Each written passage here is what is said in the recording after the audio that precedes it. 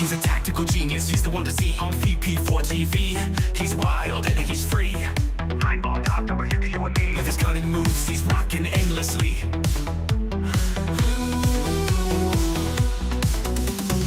Tables and cues, they bend to his will. Every shot he takes gives everyone a thrill. With a glance and aim, he works to the skill.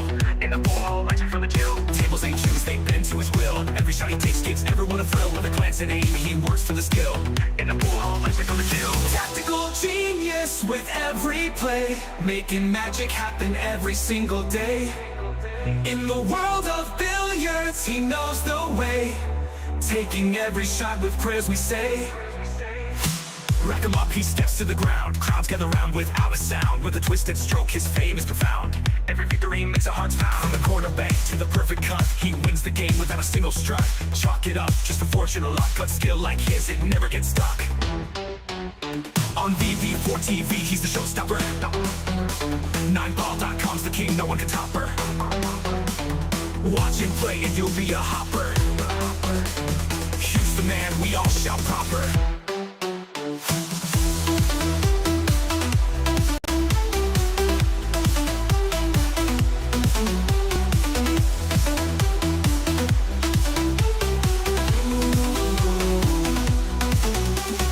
Tactical genius with every play, making magic happen every single day. In the world of billiards, he knows the way, taking every shot with prayers we say. Rack him up, he steps to the ground. Crowds gather round without a sound. With a twisted stroke, his fame is profound. Every victory makes our hearts pound. Rack him up, he steps to the ground. Crowds gather round without a sound. With a twisted stroke, his fame is profound. Every victory makes our hearts pound. Rack him up, he steps to the ground. Crowds gather round without a sound. With a twisted stroke, his fame is profound.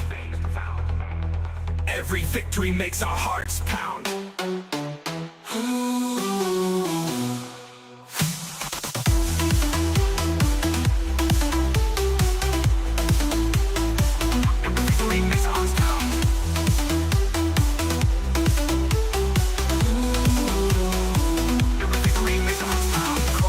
To the perfect cup, he wins the game without a single strut. Chalk it up, just a fortune or luck, but skill like his, it never gets stuck. On VP4TV, he's the showstopper. 9ball.com's the king, no one can top her. Watch him play and you'll be a hopper. He's the man we all shout proper.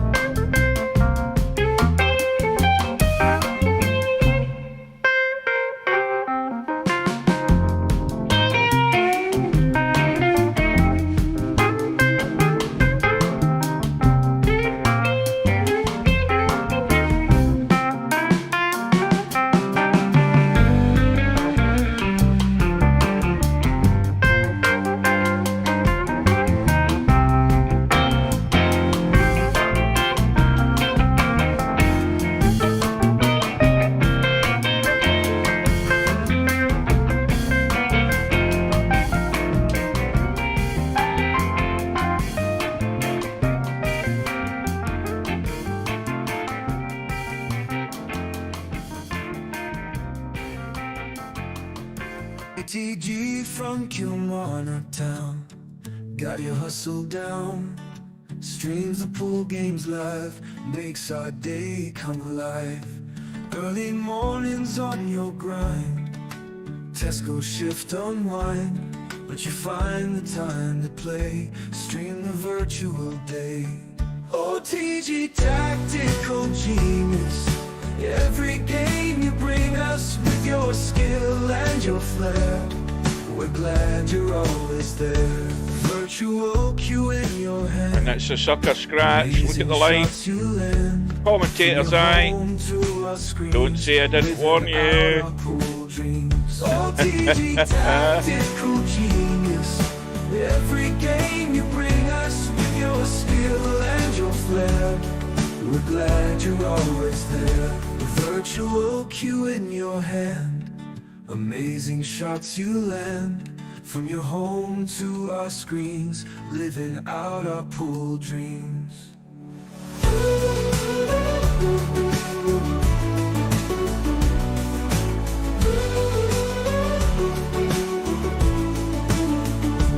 Early riser, work all done, streams the games just for fun. We'll cheer for you every match. TG, you've got the magic touch. OTG tactical genius, every game you bring us with your skill and your flair. We're glad you're always there. TG tactical genius, every game you bring us with your skill and your flair. We're glad you're always there. This for the 101. Absolutely sensational once again. Virtual cue in your hand, amazing shots you land. From your home to our screens, living out our pool dreams.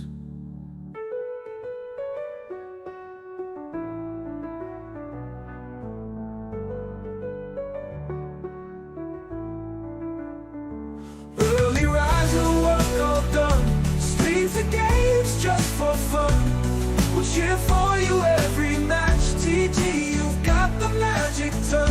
OTG tactical genius, every game you bring us with your skill and your flair. We're glad you're always there. That was fantastic.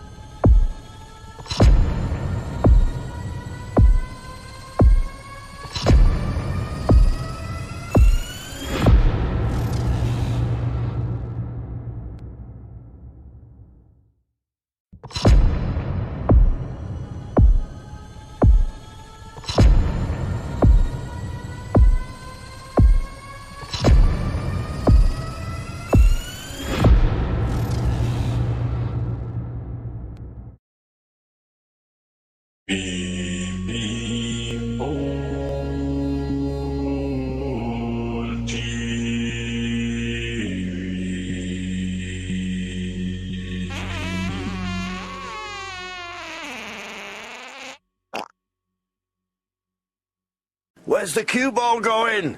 Oh dear, outside, never mind.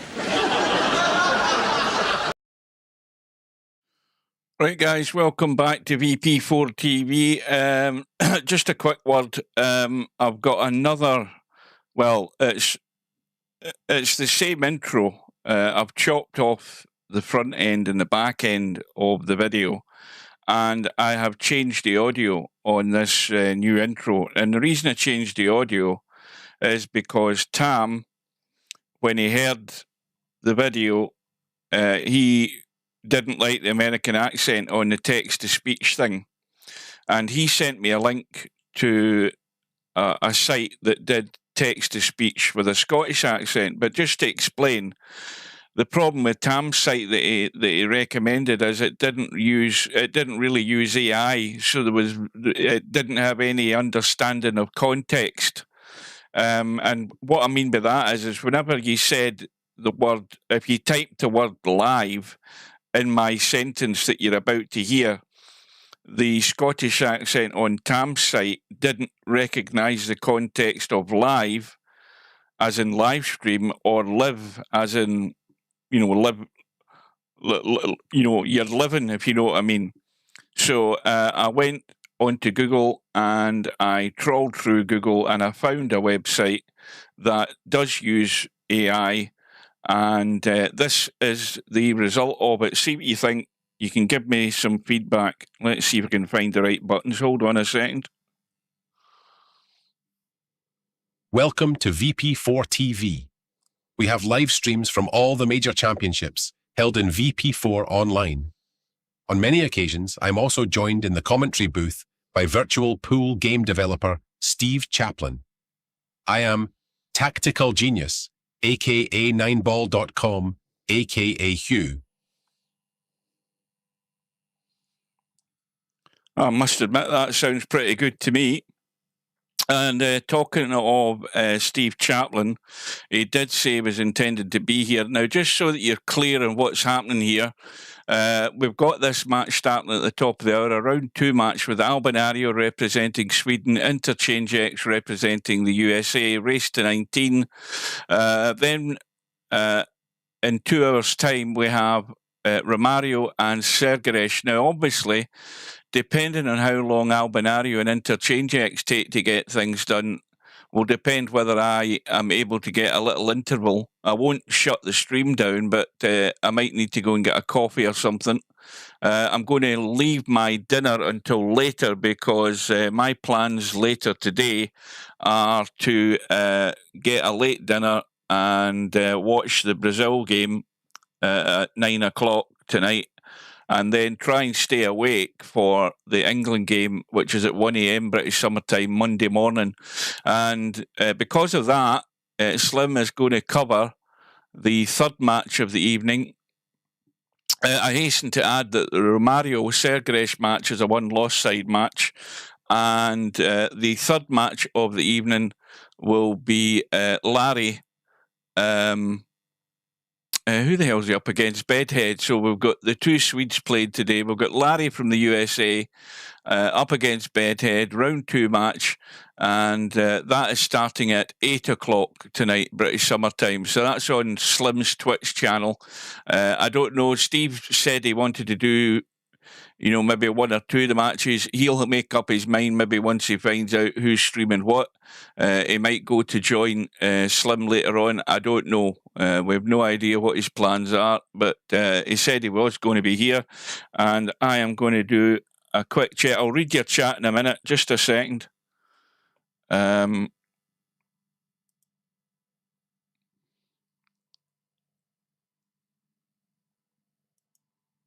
mean, for all I know, he might be intended to do the Larry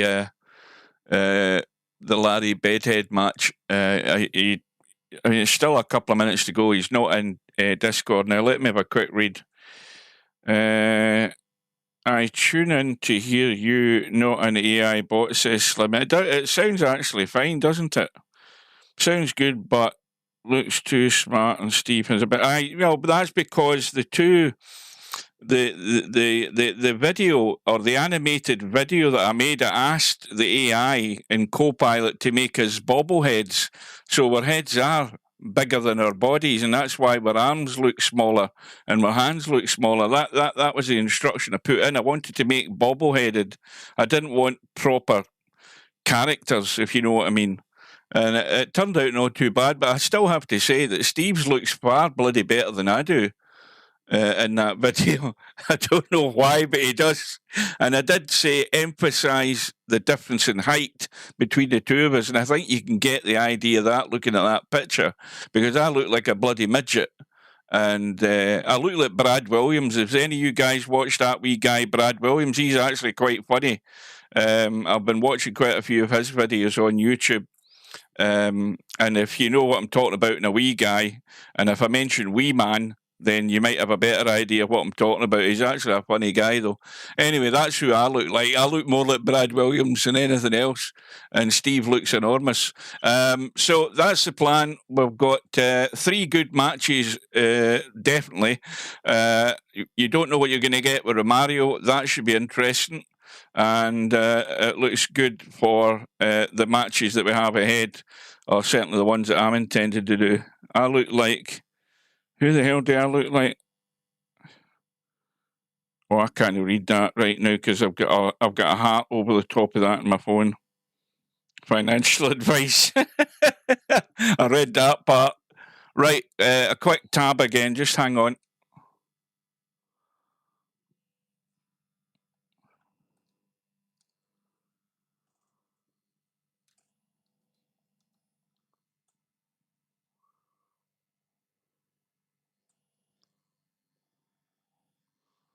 Let me try and get this working again. Hold on.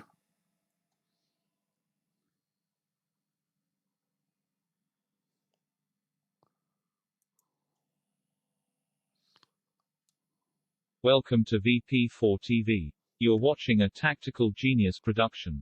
Please welcome your commentary team for this match, 9ball.com and Super Admin aka Steve Chaplin, CEO and President of Celeris, Inc. Good luck to both players and have a good one. Well, it's just turned afternoon, so good afternoon to Steve.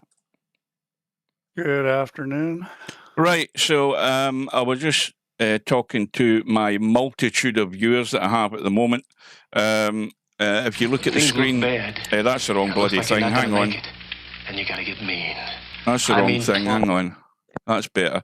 The plan is that I'm going to cover this match, and then we'll jump into, I'll be going into Romario and Sergaresh. Slim is going to be covering the match with Larry and Bedhead later on at 8 p.m. my time, because I'm going to go and get dinner then. I'm going to get a late dinner and get ready for the Brazil game at 9 p.m. my time, and then try and stay awake for the England game at 1 a.m. That's the plan. So I don't know how much time you have today, Steve, but I might be taking a little interval between the end of this match and the start of Romario. I won't be closing the stream down. I might have time and go and get a coffee, and then I'll come back. So that's my plan for today. I've no doubt that if you're thinking of joining the Larry Bedhead match, I would assume that Slim will switch on Discord if you want to get in there with Slim later on. So we'll see how it goes. I'd like to do that one. I mean, that's going to be a great match. Right, so I think we're a bit late. I think Slim's right. The room is up. And then let's see how we go. Race to 19, of course. And we're just in time. Interchangex won the lag. And tell lies, won the first lag. That first rack. That must have been a 9-ball in the break. Wow. That was that was bloody quick, because it's barely a minute and a half past 5 o'clock. It must have been a golden break. Anyway, well, he needs to get rolling. I mean, he's he's a really strong player, but he's the kind of guy that kind of needs to get in rhythm and go. He's very capable, but he doesn't always play well. These guys are complaining because I forgot to go back into the room. I forgot to change the scene. I've got to keep my customers happy. I apologize. That was a smart play there. He didn't try to hold it. So this one, he should go 2 rails. You should go to the long rail. This is the one you just want to open up, hit just short of the side pocket. Well, that's me in their bad books. I've got complaints from the audience. Oh dear. I tell you what I'll do. I'm going to have a drink and not give a shit, as they say. There you go. So Interchangex is one of the guys that I think should be winning world championships. Yeah, he's an underperformer, isn't he? Well, I mean, he does not get a chance to play a lot. I mean, he's got, he works, he's got a family, so that that makes it a lot tougher to come out and play well when you're not playing exactly. much. It's the same old story, just not enough table time. But the other half of the coin is, he struggles mentally sometimes where, he has trouble getting in gear. And, as the years have gone by, we've seen him play better and better in tournaments. He played in at least one final. So I think it was a 10 ball he played in the final. So he's capable. Hang on a minute, I've got something popped up for him on my to screen. get off to a good start, and as soon as I say that, he misses the ball, and that's what he can't do. He can't miss balls like that. I mean, that's that's the ball you just can't miss. Now, obviously, I didn't get time to change the names on the screen either. I was busy editing that video there and changing the audio. So it isn't Bankster and Mooncake that's playing. And that was a pretty good safety. He's put him in a tough spot here because even though he can see the edge, it's very difficult to get safe here. Now, if this was me, what I would do is hit the 7 a little thicker and try to run behind the 9 ball, and you also got the 8 ball there. So I hit the 7 thin and try to go long rail and then behind the 9 ball, and the 7 should settle somewhere down there where you may have some 8 ball cover too. Yeah, if you get that line wrong, well, you're scratching. Yeah, but I mean, this is a desperate situation. Yeah. And that's what he's playing. It looks good. It looks good. It looks good. If it slows up or a little rub. Oh, that was an excellent effort. Yeah, it was a great effort, though.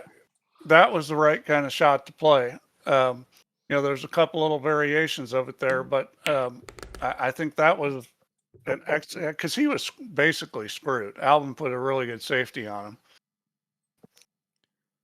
him. Sometimes you have to shoot shots that are low percentage. You don't have any choice. Well, that emphasizes the value of getting the object ball onto the rail and getting good distance. It always makes the incoming player's shot really difficult, particularly that one that the Interchangex had. Yeah, I mean, really tough. He didn't have a lot of choice. He made the best play he could. Well, balls are flying in. He's got a shot. One of the things about Interchangex is he knows what to do. He doesn't do a whole lot of plays where I'd consider them really poor choices. His problem is just not making mistakes. He's gotta stay away from making mistakes.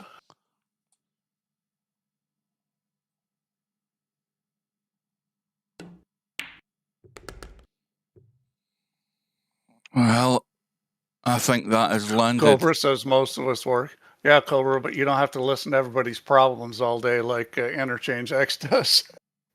Now, is he going to? I mean, the obvious thing is tough job. Is going through, isn't it? You've got to go through. He's just a wee bit short. That just a touch, but that's fine. Now, the thing you got to be careful of on these shots is the ball's going to throw a little more when you hit it easy. Now, he's going to drag this, so that'll help with the throw. He might go 2 rails here. He is. Oh, he didn't. He just hit a kill shot. Yeah. He hit a kill shot so he could hit a little harder.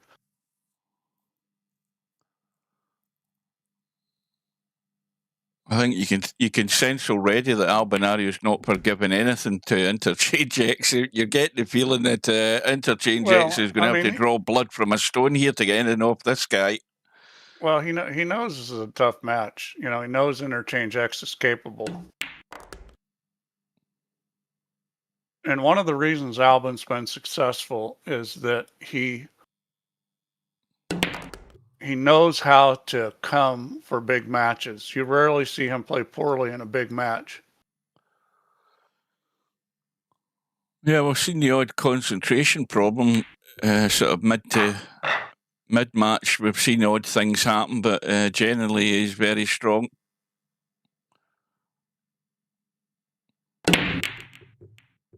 So 2-1 lead. I heard something go. And he's going square in the 1 ball. Now, he may well run into the 2 here if he's going to try the cut. Well, let's have a look. He's probably going to play safe here. Yeah, I would think he'll play safe, but I mean, can he squeeze round the back of that too if he thinks this and spins He's going to take it down behind the 9 ball. Well, he's went through the gap. Try to use the wall of balls. A good safety. No. Well, here's a chance. He tried to hit the spinner. He got a little too much on the 1 ball. And he did hit the thin ball, the 1 ball a little thinner. That was a tricky shot. I mean, that was. Good afternoon, Jose. It's not evening yet. Welcome. Now, I presume the audio is okay, guys. You can let us know if everything's fine. It's always good to have a sound check so we don't get any more complaints coming in. Is Steve loud enough? Am I loud enough? Just to give you prior warning, I'm going to play that video again just to annoy people at some point during the match for those that didn't get to hear the Scottish accent intro. So be forewarned is forearmed, as they say, isn't it? And I do like annoying people as well. So them that have seen it will have to see it again or turn away. Steve, what does that say? What did that? He says I can be louder. Well, he sounds loud enough to me.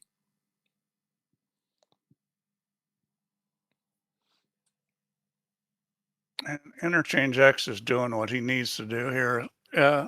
He's making Albin pay for his mistake. So are you all saying that Steve is too quiet, or is he just on the quiet side? It might be that I'm a bit too loud. Cobra says it's fine. No, he doesn't. He says numpty productions. That's what he said. So obviously the break's going to be really important in a match like this where well,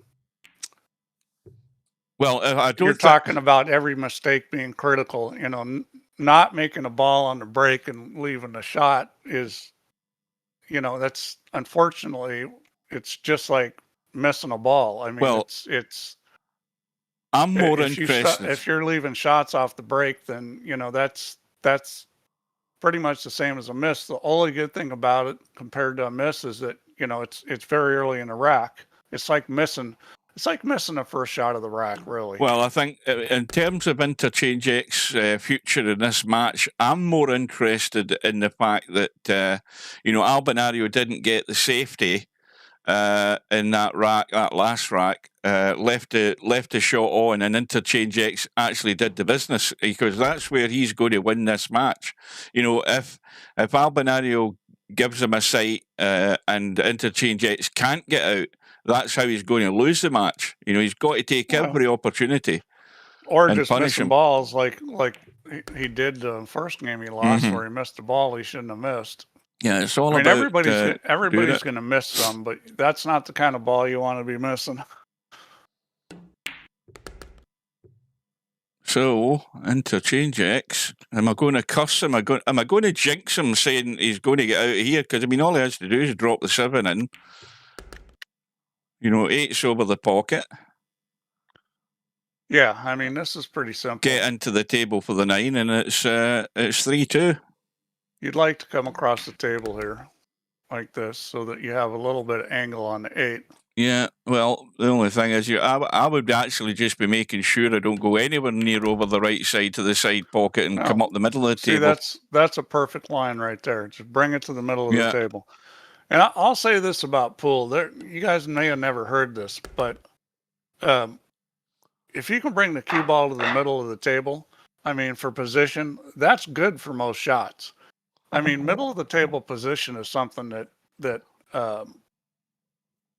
works for a lot of situations, and that's something you want to be able to do, is bring the cue ball to the middle of the table. Oh, look at this! He's trying to clear the table, and he's going to get hooked. He's going to get hooked. This is critical now. Is what are you going to push to? I like pushing down where you leave just the left edge of the 1 ball, pushing down towards the end rail. The first where you diamond is leave. just behind the 9. Yeah, that's too much to but leave the cut, is it the not? push I'm talking about is tricky because you could leave the shot. But if you do leave the shot, of cutting the 1 on the right to the right corner, lining it's up not easy to get on the 2. Oh, I shooked him, so he's going to get put Well, back in here. See, he tried to do. See, I would have just pushed it down to the gap, and if I left the shot on the 1, I would have been okay with it. Because look at cutting the 1 to the right corner. How are you going to get on the 2 ball? That's very difficult. The line is there to kick this one with a bit of check, I think, just to hold the line. He's going the other way, but he could actually, as far as I could see, he could actually get through that gap there. And in fact, he'll settle for that, though. So, guys, that's one thing. That's one thing you should think about when you're pushing. If you push to something that's a shot that's no gimme shot, and the position is difficult, that's a good push, because what good does it do you to make the ball if you can't get a shot on the next ball? Well, Albie didn't hesitate. He fires that in like it's nothing. Plays a combo. I mean, I thought it was a reasonable shot. I mean, I didn't know that it was that well lined up for the combo, but there you go. So those little things like pushing out where you might leave a shot, but the position's tough, those are little subtle things. You know, that's something like if Interchangex goes back and watches the stream, he'll put that in the memory banks. And that comes up, we're going to say the word here, you know what it is. That comes up in One Pocket a lot. Oh, yeah. Get the old One Pocket mention. Situations come up where you can give the guy a ball. Like he can shoot and make the ball, but he can only get 1 ball. So that situation comes up a lot where you push the shot where he can't get position to make another ball. Well, 3 apiece. You're not pushing, but you're playing to that spot. Well, he's going fairly central, but was that the cue ball that's gone, or was that the 9? That's a cue ball. Oh, it's a cue ball that's gone. Oh dear. Where's the cue ball going? So far this has been a pretty well played match. I mean, there haven't been a lot of mistakes. There's been a lot of good choices. I'm going to point out things, you know, some of them may be pretty minor, but the level of play has been very high.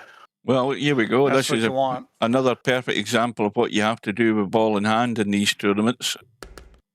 Needs to get there. He'd all the room in the world to get there. Now he's made his life that bit more difficult. Yeah, well, he'll just kind of go around the back of this 9. He's fine.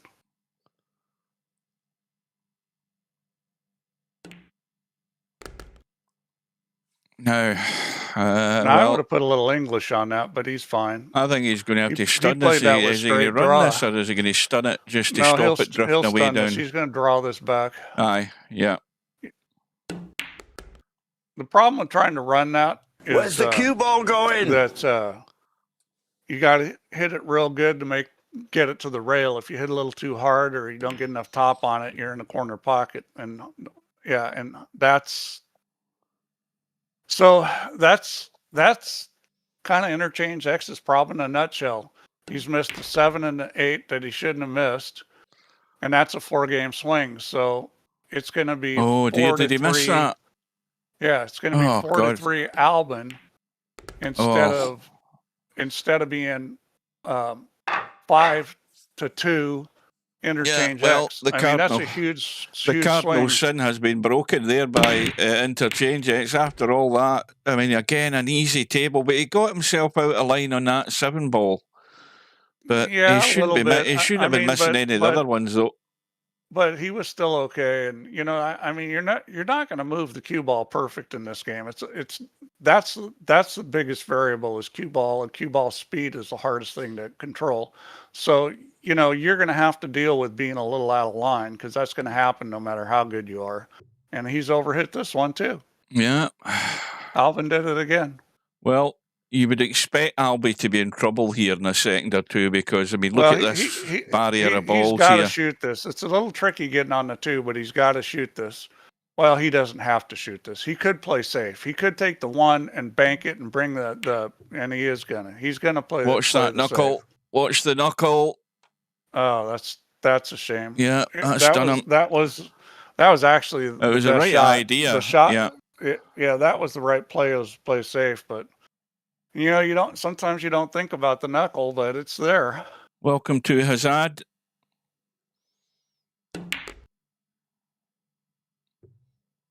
Well played there. Good line, good control. Now, is he going to play the 3 in the side? Is he going to hold or just drop through for the 3 in the other corner? That's the question here. No, he's going to play it in the same corner. He's going to be over the 8 ball though. Yeah, but this is doesn't have to do anything on the 4.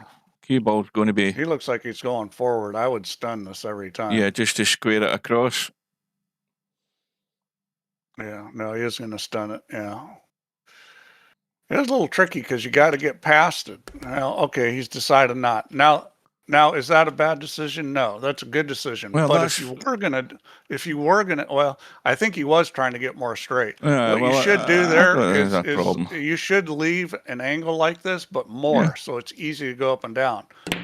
So, watch out. Where's the cue ball going? Oh, he got away with that.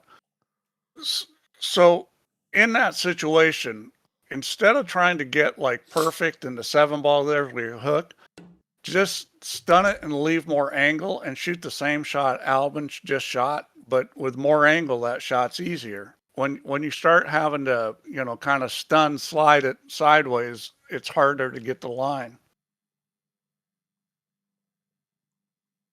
If you leave a lot of angle on that 4 ball, it's very easy to go up and down the table. That one mistake.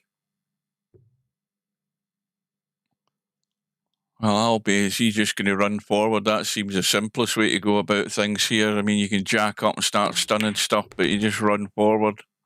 Yeah, forward's good there. So if you're Interchangex, you know, the challenge here is you know, it's a confidence thing and it's a rhythm thing. When you've missed a couple balls like that, you know, and you've had a past history of doing that, then it's, you know, what's going through your mind and how you're gonna overcome that. And I don't have great advice for that other than for myself in real life. When I've been in that sort of situation, oh boy, he came up not good on this. Yeah. He's going to have to play safe or bank it. When I've come up in that situation, a lot of times I've just kind of got to the point where I got numb with, to the point where I literally just felt numb. He's trying to get naughty there. He's left it short, then I played good. Well, now, I know what I'm doing here, Steve. I'm running over towards that 4 ball, risking the scratch, but pumping that 3 ball up towards the 9. Yeah, well, I mean, it's not a bad play because you got the Great Wall of China there to be safe. So I think he will shoot it. The only problem's a scratch, I think. That's a smart play. Just push it along there. If you're lucky, you might roll round the back of the 9 here and then drop across. Well, he said it. He's got a different idea to mine, and I don't like it, but he might be getting... No, he isn't. No, I think I like my idea better. I did too. It was tricky. I think that was... It wasn't a totally free shot, but there's a good chance that if you didn't make it, you were going to be safe. And so it was what's known as a 2-way shot. You're playing a safety and trying to pocket the ball both. If you don't make the ball, you're safe. Well, it's is this a mini crisis you'd call this when he's about to go 3 racks behind? It's not. I mean, I think, you know, again, when you're in this position mentally where you're kind of struggling, you don't want to think that way that it's a crisis. You know what you want to know is you want to know that if you just do your thing and you do what you're supposed to, you're going to start playing better. Just keep doing the same thing you do when you're playing good. Don't change anything and let it come to you. You know, there's no reason to change anything. I did that just to annoy people there, by the way, and just because you mentioned that in the chat. So, in strict truth, Spud Boy's to blame for that there. Welcome to Spud Boy. Managed to fall out his bed at noon. Or is it maybe, what time zone is it? Maybe 6 hours behind, or is he? Man, now Hugh makes me wish I was born with blue eyes because I think I look better that way. My eyes are green, by the way, Hugh. Oh, in that image? Yeah, they're blue in that image. I have to say, I look good with blue eyes. No disrespect to you, Steve, but you actually look better in my little video there than what you do on that other video on YouTube. I know I do, Hugh. You don't have to remind me.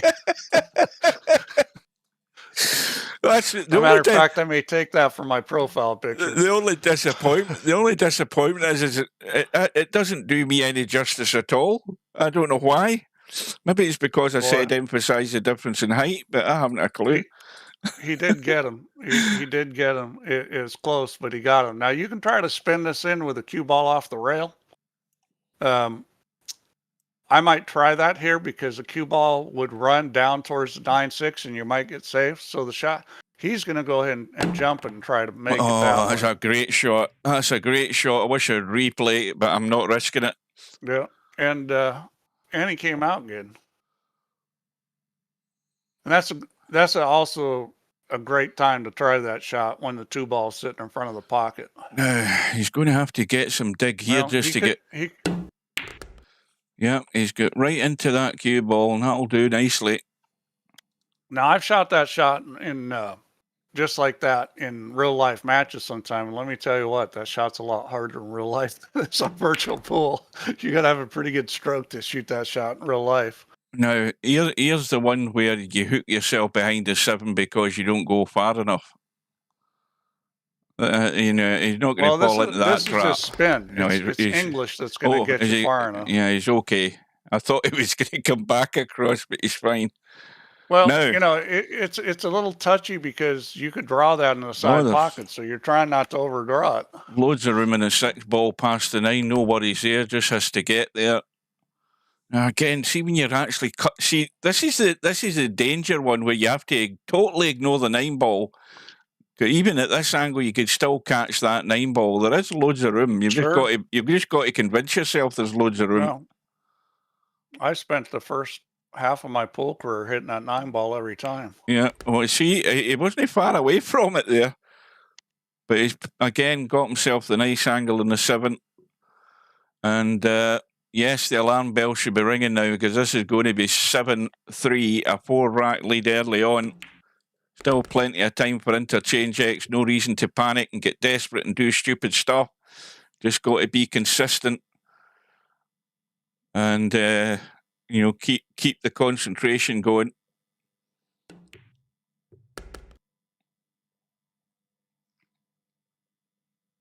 But really, and the difference in this match has really been those 2 missed balls. Yeah, that's how much punishment you can get from those odd mistakes. You're ending up 3 and 4 racks behind. It would be 5-5 right now if it wasn't for those 2 missed balls. Well, I heard something else go again, although... Yeah, he's got a ball in, and I think this will be a safety because it's not very easy to get on the 2. I think he'll just go forward and use the 3-5. Well, he could go the other way, but I think he'll use the 3-5. I was thinking just use the 2-6 here, drop behind there, and don't hit the 1 ball too hard and use the 3-5. But again, Albinario that rub on the 9 ball hurt. Now this is the easiest safety in the world because the 7-9 is very easy to get to here.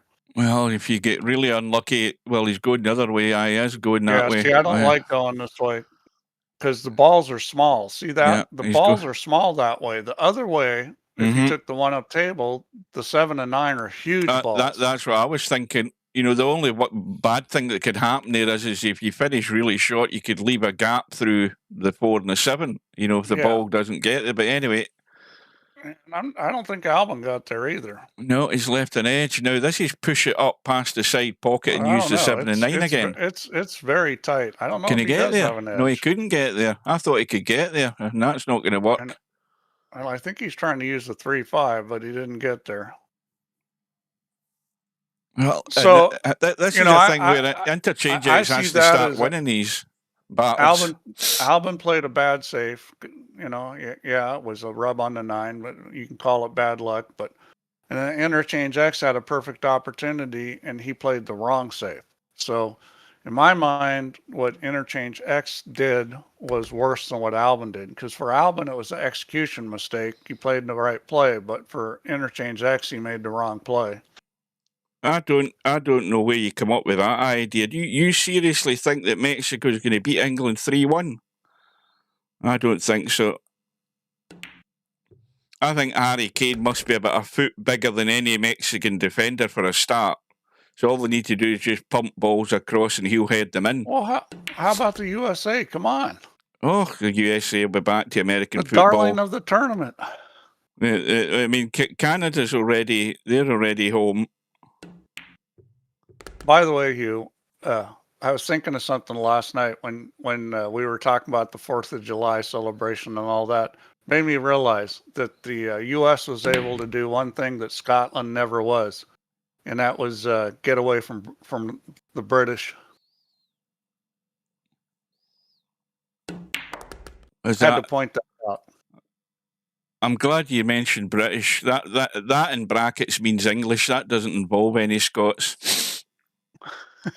I'm happy with that. That was them trying to expand their. Oh dear! You know, oh dear! I thought he had to hit that with some speed to avoid this situation. I think he can still cut this ball in though. Yeah. Yeah, he can. Yeah, that was Britain getting big-headed, trying to expand their territories again, and get sent packing. 9 ball? Oh boy, that was close. I thought about it. Well, let's see what he decides to do here. This is this not just a little, a good stun and a spin across off the rail, just like that? He didn't quite get there. I would have liked him to be, a bit tighter, but he's fine. And I think he'll shoot this. He's got the easiest safety in the world, but I think he'll shoot this. Oh, there's no such thing as safety here. This is just get the job done. How's he going to get there? Oh, that's a bit cheeky. he didn't get that right. And don't let anybody believe that he played that. Yeah, he's still okay here. So you just don't want to hit the 7 ball. I don't think he's going to dink this, but he could. It's close enough to pocket he could dink this. But I think he'll go up and down. But if you're going to do that, you got to miss the 7.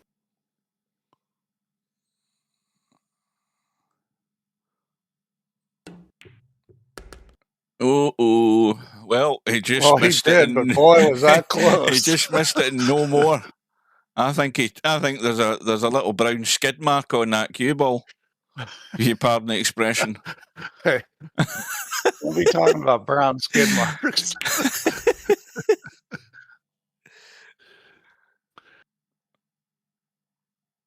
Right. Well, how tight's that 8 ball for a start? Let's have a quick look at that. Leave it to a Scot to talk about brown skid marks. That's fine.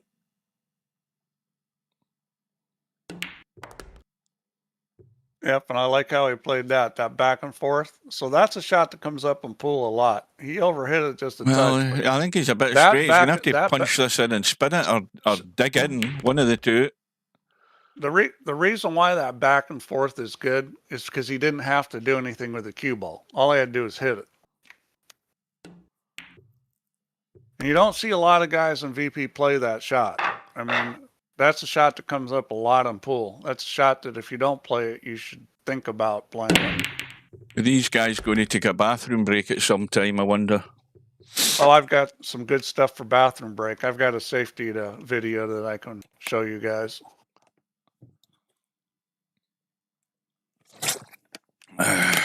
Right, is that the 9 ball that's dangling over the pocket up there? I think it is. This is going to be a short rack. It's going to be quick. Yep, good shot. I mean, the challenge there was getting a shot on No. the one ball. He didn't take any chances. You've got a better memory than me, Steve. That mistake that Interchangex missed, that was when he was going to go, what we were thinking it was going to be, 4-2 or whatever. And he's stuck there on 3, and he's been there for the last 20 minutes on 3. That's how severe the punishment is. He may just run this out. I don't think he's going to. Oh, no, he's not going to mess with the 9 ball. He's just going to believe that he can actually get the job done. I mean, it's the simplest thing in the world.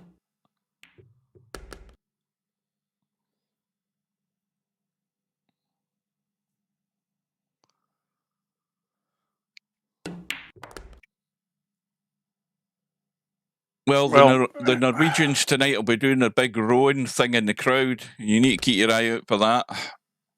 I bet you, have you actually watched a game of football, Steve, in this World Cup?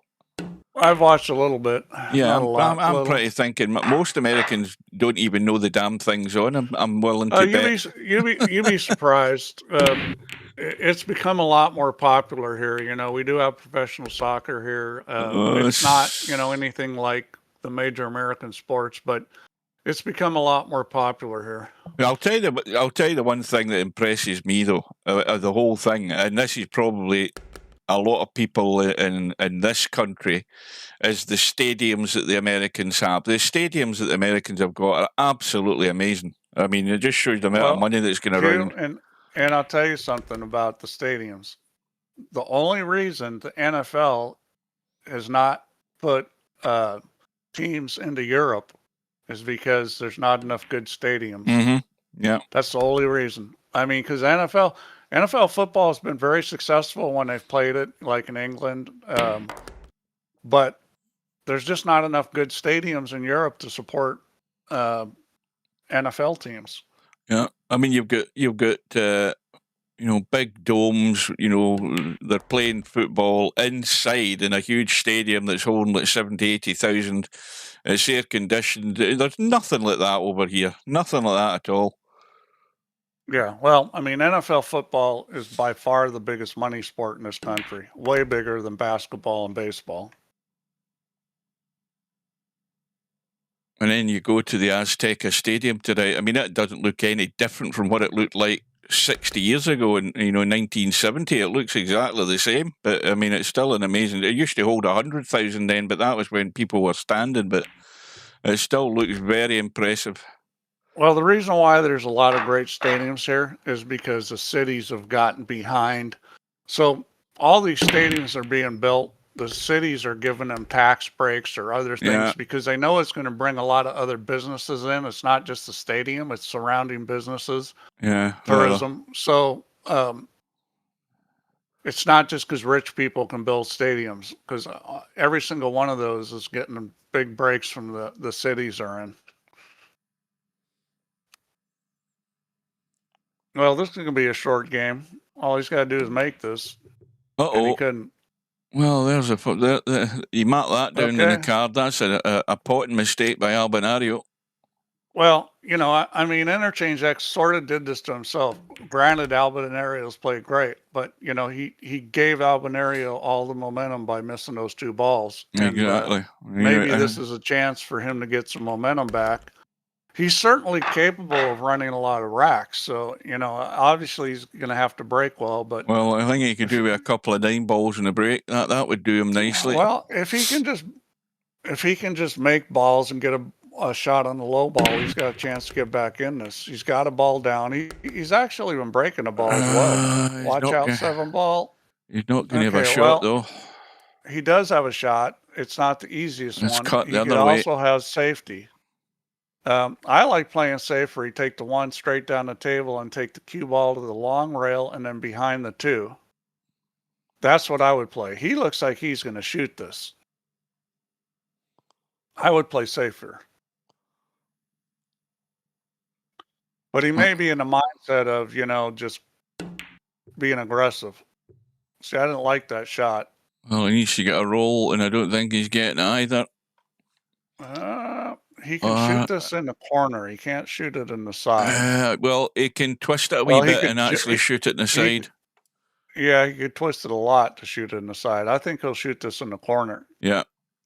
Try and get through the gap, I think. He's going to have to get juiced into it to get the spin working so he can use that rail and come he can across. just hit the 3 ball and he's fine. He's went like straight across. Yeah, that's all he had to do. If he hit the 3 ball, it was almost impossible not to come up with a shot on the 2. Well, I think, the fact that Interchangex went for that there, you look at the scoreboard, he's 11-4 behind, I think. But that's, he's got to be aggressive. The safety was pretty easy, and even if you didn't get to snooker, you weren't going to leave anything that was great. And I think that was a frustration shot where he's just frustrated in how things have gone, how he's played, and he just decided to take a whack at it. We've all been there and done that.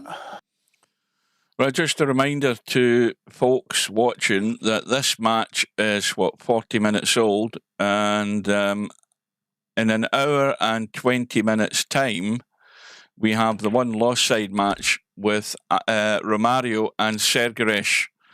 There may or may not be an interlude between now and then, depending on how long this match lasts. But I don't think the way Albinario is going, I think there's going to be an interlude.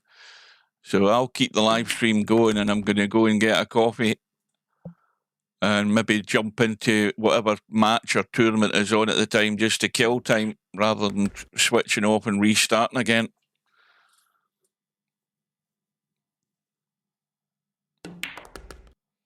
So Albinario is marching away to an 8-rack lead again, 12-4.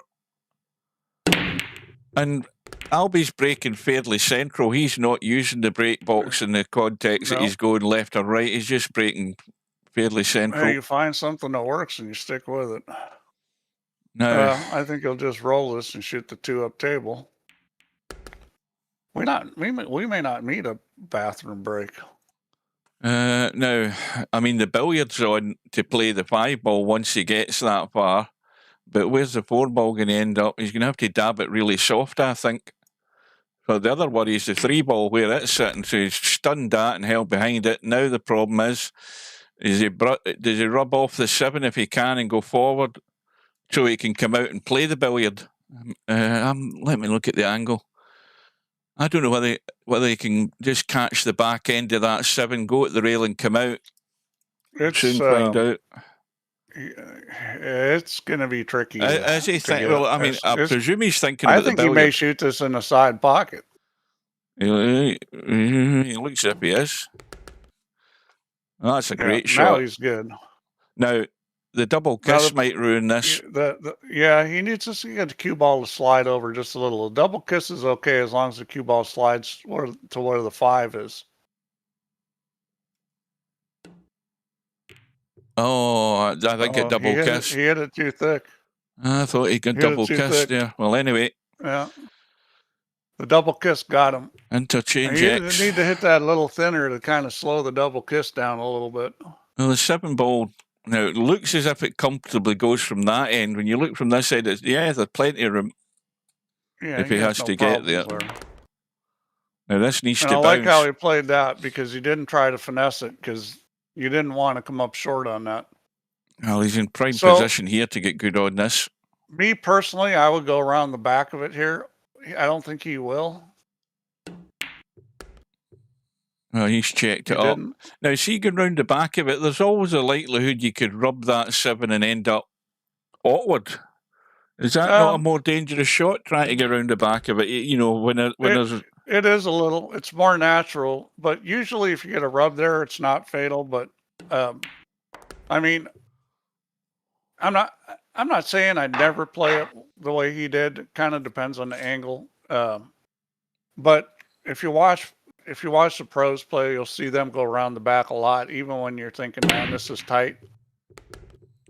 Well, you just get good at that line because it's a natural line because the ball wants to go that way. You just adjust it with a little English. 6 balls gone. Yeah, something went in, but he's in this situation again where, he should play safe. Now, this is a tougher situation to play safe in the last one, though. This is dodgy to try and play safe here because if you're going to try and stay up that end and use balls to cover the one ball from one side to the other, that might work out. That was pretty nifty. No, it ain't. It's not got legs. That was pretty nifty. You did get there, but that was a pretty nifty shot. You just need to hit a little harder, I think. Would have gone further off the 2, behind the 4, and the 1 would have gone further. I think he just lacked speed. Well, I've got 24 viewers here. Hopefully some of them are new. Yeah. And this shot's no gimme. He could decide to play safe here. Hit the like and subscribe. I mean, you can draw this back. 5, just 5 By out of the 20. 8 ball into the side rail, and then come back towards between the 4 and 5. Yeah. Where's see, the he cue didn't get ball enough going? Draw. He was worried about hitting the 8 ball. He needed to drop and not hit the 8 ball, but get past the side pocket. Well, Interchangex won't be caring as long as he can get out. It's another gift opportunity just to try and redress the balance here a little bit.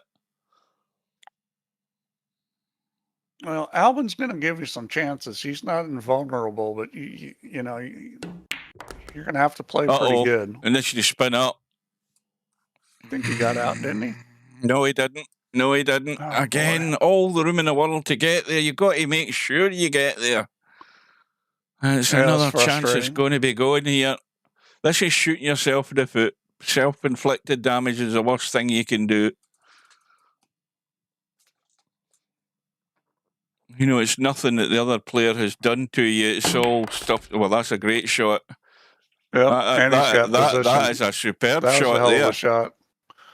But that's what great players do, is they find ways. And well, he was driven to it there, wasn't it? It wasn't necessarily desperation, but he just thought, well, I've got myself into this bloody situation. I'm going to get out of it. He done probably very the player well. on VP that's the best at finding a way to get out is Cobra. Because he gets himself in some funny spots sometimes, but he's very good at figuring out a way to get there. And Yeah, that's why he wins a lot. He's probably a bit of a villain in real life, Steve, and got himself into tricky situations and getting himself out of them. He's probably he's a villain in real life. He's probably well practiced in it, dodging the law and all that sort of crap. Wow, how do we get to that? Well, I mean, the thing is, when you don't know people, you just make up things in your head like I tend to do. I guess. The only thing I know about Cobra is he plays good VP and he likes gin. Oh, I know he works because he said that today, and I know he's got a wife. He's got a missus. Right, here we go. Is he getting any joy? Something went into the right side pocket. He might have a shot in the 1 here. Well, the 9 ball was thinking about it. Yeah. Now, But this is a good table. Why don't you have a pop at the 1 ball and a bump onto the 9 and still cut the 2 in if you don't get the 9? Not a bad idea. Is that crazy? No, maybe, No, I don't that's like not that. crazy. And I'll tell you why it's not crazy, because you can't scratch on that 9 ball. It's impossible to. Look at this. Look at this. Almost commentator's eye. He's maybe killed a 9 ball doing that, though. That's fine. You couldn't scratch there, so that was good. Now, unfortunately, this shot's tough because now the 9 blocks the 3 from going down the rail. So you got to go behind the 4 here. This is tricky. It has to go behind the 4. Oh, he tries to go that way. That's He's not a bumped to bad 7. play. That works as well. Oh, that was was excellent. really good. That was So probably far. a better idea than mine, because that angle to get behind the 4 was tough. Well, it's okay so far. That's all I'm saying.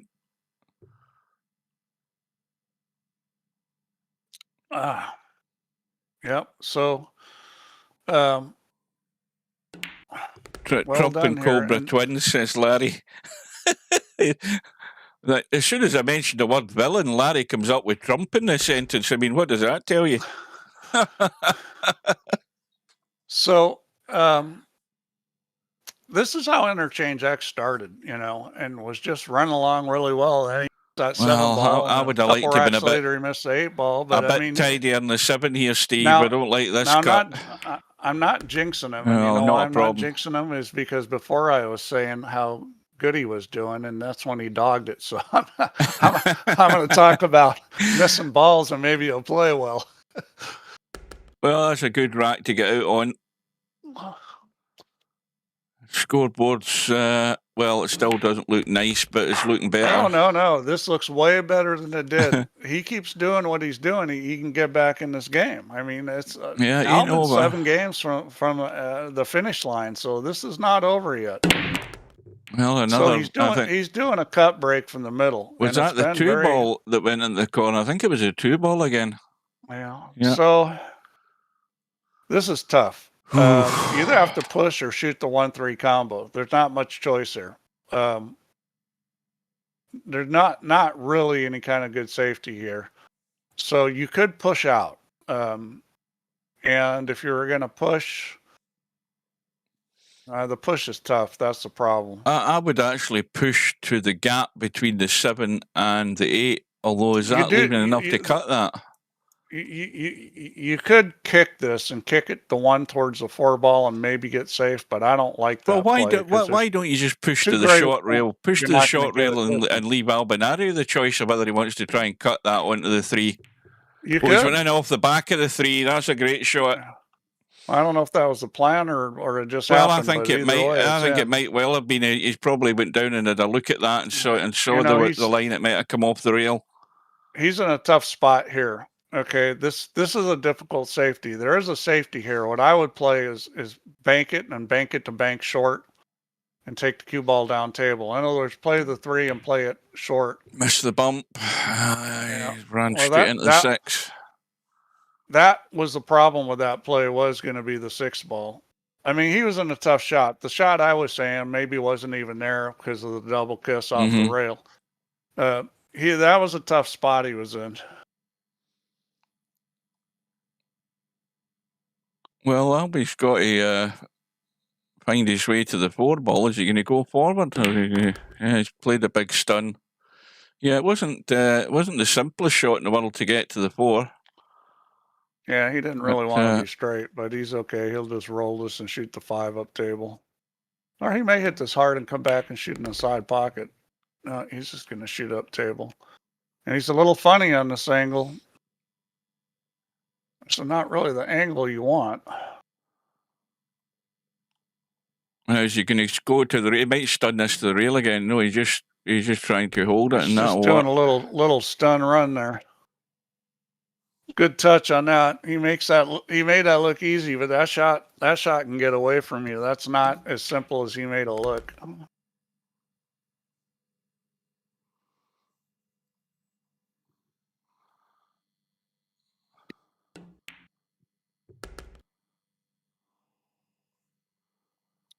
Yeah, Albin's got wonderful touch. Yeah, that's why he can get away with shooting those shots.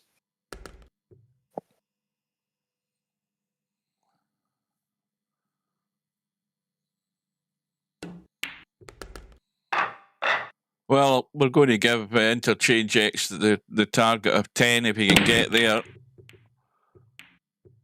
Albinario has got the 8 ball in the side. There's certainly 1 ball that's gone in, I think. Or was it?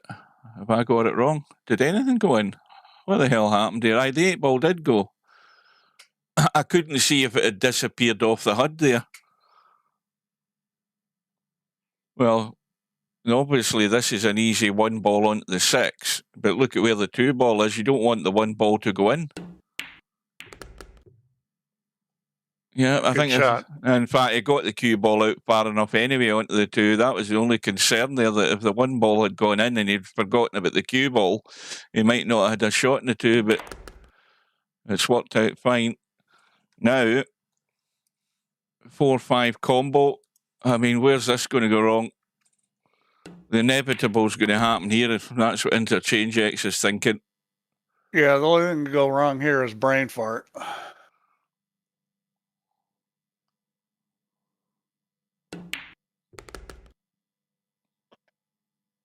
So Sergeresh and Romario coming up in an hour and 8 minutes time. Good. It means we have time for me to give you links for videos that you can play. Because I got some great ones here. Well, I've been watching a few shots that have been popping up on YouTube with Efren Reyes and some of the bloody crazy stuff he does. Unbelievable, some of them. I mean, you know the one that showed again the other day when he was the one where he was 12 apiece with you know who, 12 apiece, and Efren got himself hooked, and he had to play the zigzag shot. Ended up kicking the ball in. That's a very famous shot to win the match. Unbelievable.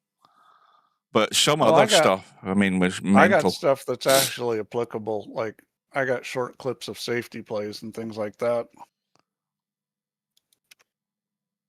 Well, Albie's got a ball in the break, but not really got a shot, so he's playing the push out, leaving. Well, this cuts into the side. I think Interchangex is going to have a go at this.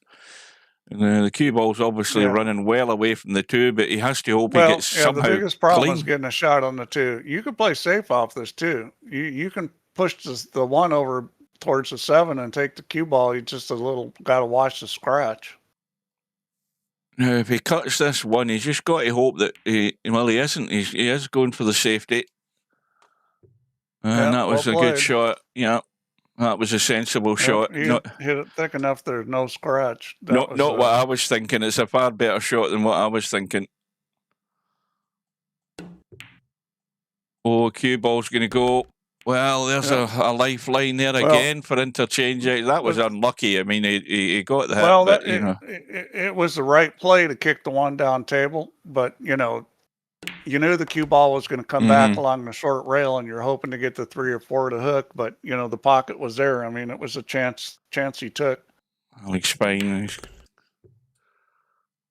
Now, he needs to keep coming just so he can come back across. Doesn't want to. He needs to come back across sort of onto that 8 ball or short of it, but doesn't want to go the top side of the 8 ball and hook himself like this. He doesn't want to do this. I mean, that's staring you in the face. He's okay though. I was panicking there for him. Well, I already did that earlier. Yeah, I was panicking there, thinking he's not going to fall into that trap, is he? But everything was good. Now here's one. A little dink. Is it a little soft dink? Doesn't want to finish straight on this 7 if he can help it.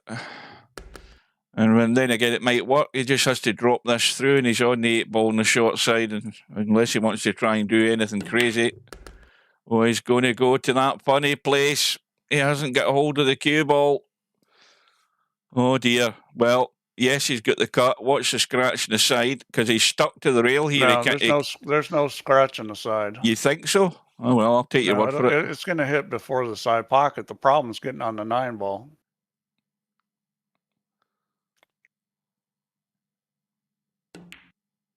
Oh.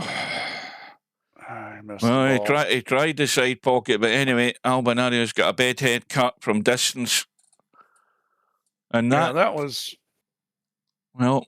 That was again, a table he should have been out on. Yeah, and again, you can start really counting those up.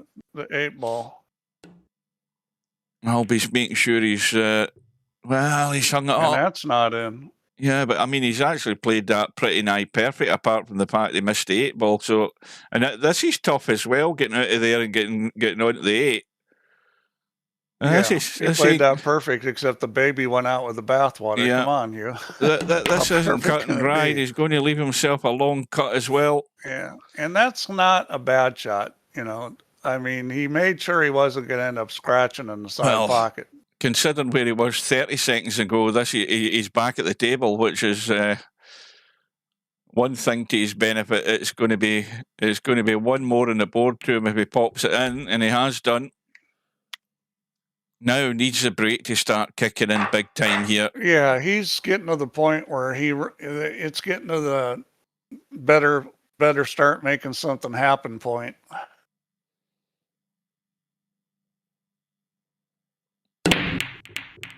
Yeah, 5 balls going, 7 balls going. Balls in. Oh, look at this. This could be really 3 good. ball out of the way. He's perfect on the 1. Look at this.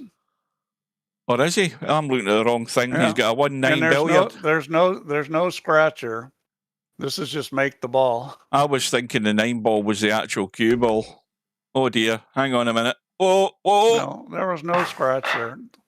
That Well- that was the closest he could have come. That- He that could have was hit what that a you- little thinner. That was what we term what the doctor ordered, Steve. That right there. That's exactly what he needs. He needs another two of them. He needs several of Dr. And then a ordered ball, rats. ball into the side, ball into the corner. He's going to have a He's cut in got the a one. shot.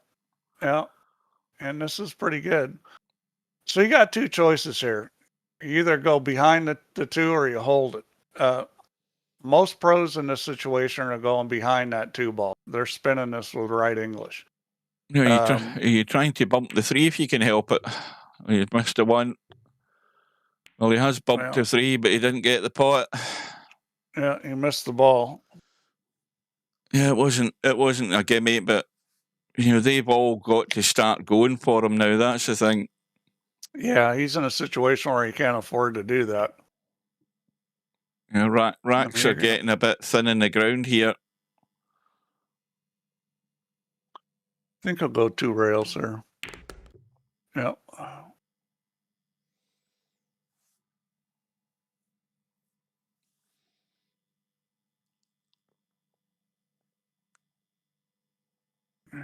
Is he going to dink it? Yes, he is going to dink it. Good speed. He's not quite where he would like to be. Just He would have a wee liked to bit come short. off that rail more, because he may have to go two rails on the 5 now. He may even play the 5 in the same pocket. Nope, he's not gonna. So now he's gonna go two rails. You could even go three rails here. I think he's going to leave himself more or less in the middle of the table where he is now, because I don't think he wants to risk hooking himself behind the 8. Middle of the table is a smart play here. Oh, hang on a minute. Commentator's eye. Yeah, he decided to go Is he long. getting there? He's just Nothing got wrong there. with that. He's got there. The thing about going long on particular situation was that you didn't have to baby the ball on the 5 ball. You could hit it. Which doesn't, in virtual pool, you can get away with babying balls a little more. In real life, it's you want to put a real positive stroke on it. Well, that's 1 hour has elapsed in this match.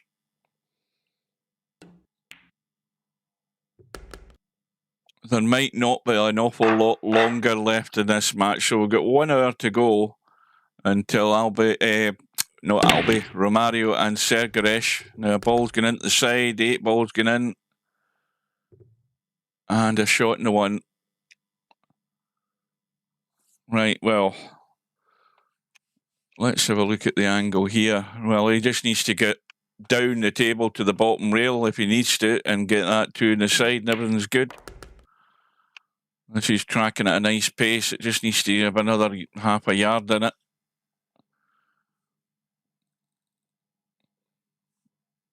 Well, I think we all have a fair idea where this is ending up. This is getting to hasta la vista time.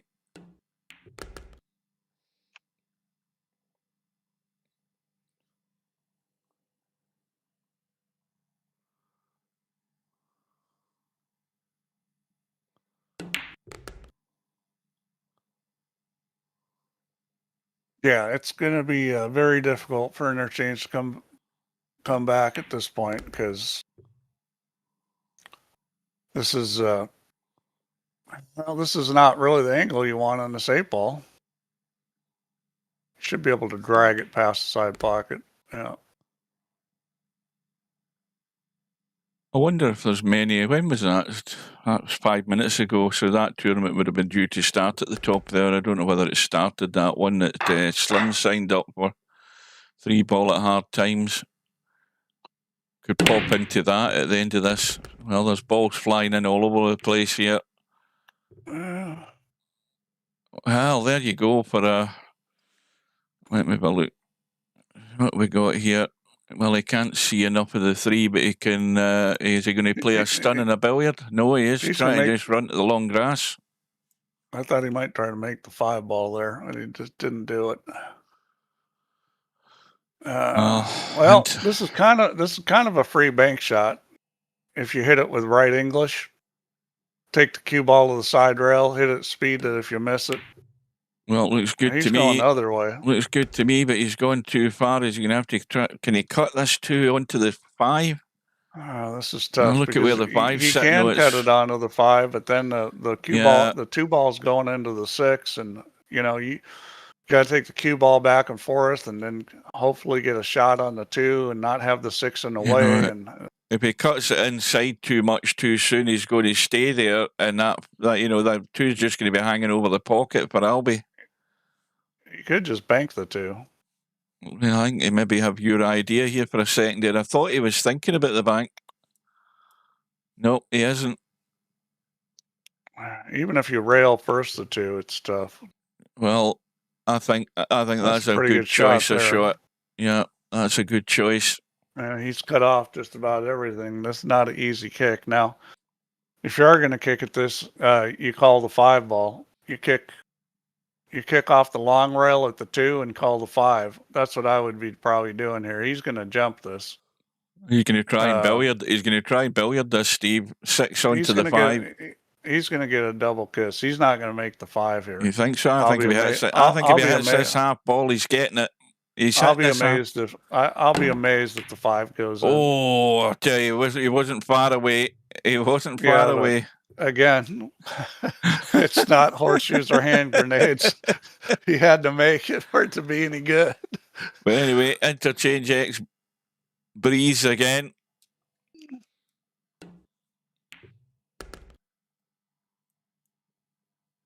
Yeah, he doesn't have many breaths left. He needs to do something amazing here.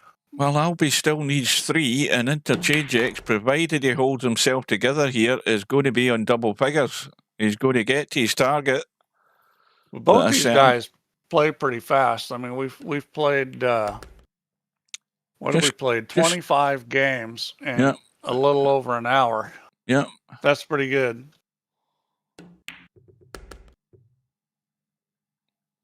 You know, with a couple of quick racks, you know, the 9 ball going in very early on. Now, is he going to get some breaks here?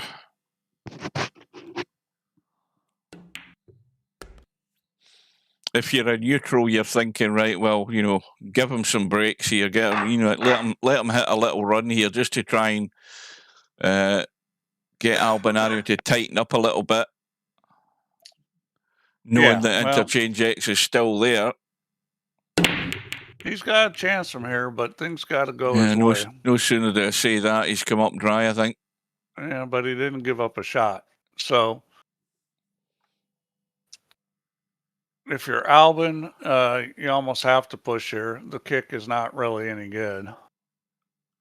Yeah, the problem with this push out is, again, it's so easy to put Albie in trouble if he doesn't go to the right spot here. I think you push into the 6 ball and leave the edge of the 1. That's what I would do. I would push to the 6 and leave the edge of the 1. That's not really leaving you an easy option to put Albie in trouble. The chances are he might put Albie back in if he done that. This is asking for trouble, in my opinion. Yeah, this is not asking for a good push. I don't know why he sees that as a good safety.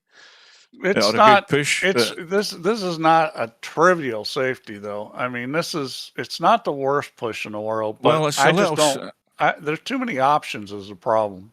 I don't know whether he's got there, has he? Has he got enough of that? He's got a shot. Yeah, he's got to play it off the rail first. Going to chip it in, yeah.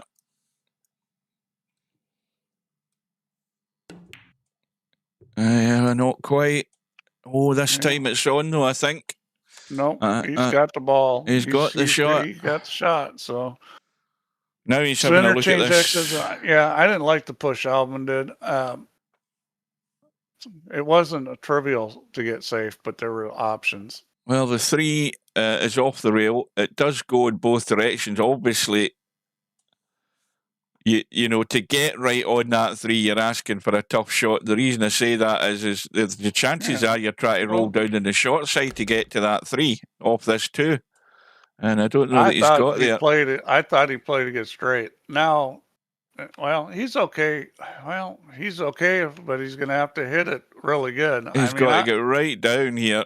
I'm kind of surprised he didn't try to get straight on the 2-ball, just drag the cue ball back past the side pocket. And then if he didn't get straight, you could come up with plan B, but now he's on plan C. Do you think he's going to try? He's going to actually try and get back over the short side I here? think he'll try to. I think he's going to try to run into the 4-3. Well, this might work. This might work. Just like that. Oh, well, he can chip that along the rail. Yeah, he's just got to hit it though. Got to hit it. He's going to have to hit it. The good news is the 4-ball's right in front of the pocket.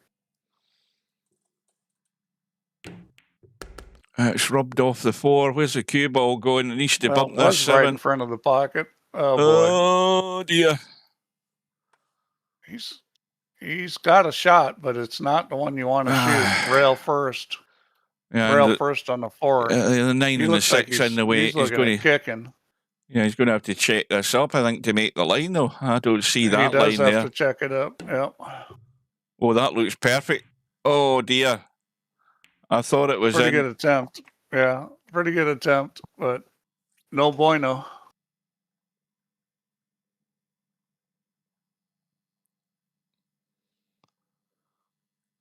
Yeah, pool can be a cruel game. Well, Albinario, is he going to just take the risk and maybe run up and bump the 9 and still have to cut that 5 down the rail, interfere with the side pocket? Or what is he thinking? Is he trying to get right up along the long rail on the right side? I think he's probably going to shoot the 5 in the corner. Yeah, he is going that direction. Yeah, he's just trying to get in onto the rail somewhere and have that shot. But he might be a bit straight. Let's have a quick look. Yeah. Well, so on this shot, he's got enough room. You know, he VP4. Okay. Well, yeah, there is a stun draw. Just hit it harder. Quarter of a Q-tip below the equator. The cue ball does the rest. Albinario comfortably demonstrates the shot. Well, this match ain't got long to go, folks. It looks like it. It's more than a miracle. Interchangex needs now. It's going to be 17-10 with Albin breaking.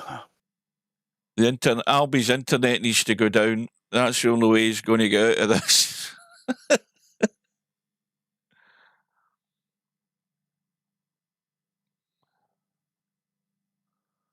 Oh, and at the end of this match, Steve, I want you to turn your volume up so you hear this Scottish accent. I don't know whether you've heard it. Well, at the end of this match, I want you to play some videos. Oh, well, Albi, 2 away, 7 right lead. Where can this go wrong? And a ball straight into the corner again, I think. But he's got a dodgy cut in the 1. Is he going to really blast this for a thin cut? Well, it's not that bad, actually. I would expect him to make it, but he's going to have to get a lucky roll to go on the 2. He could end up hooked. And he's got a 2-6 combo. If somehow he ends up over here again, he could play a 2-6 combo that way because the cue ball's not going to do a lot. He may try to run into the 4-ball here. He may try to run into a ball. Oh, he's playing safe or he's playing the bank. He's playing safe. Now, that's smart. That's too heavy, is it? It's too heavy. It's too heavy. Yeah, it's too heavy, but I don't think he can shoot this. It's tight whether he can shoot this. He can play safe. The worry with the line you want to take is to come down here and bump the 9 and go right near the 6, but that 7 ball's interfering with play. And the 5 ball could be interfering too. This is tricky. I think he's going to do something else. I think he'll take the 1 between the 7 and the long rail. And I think that's what he was trying to do, but he didn't. But he came out pretty good. It's worked out. I don't know that he played it, but this we'll give him the benefit of the doubt. This is an easy kick, and this is a kick you can make. So you're going just past the side pocket with draw and right English, and hit it pretty firm, and you can kick this 1 ball in. Now he's going short and spinning it. This is more of a just make sure I hit it type of kick.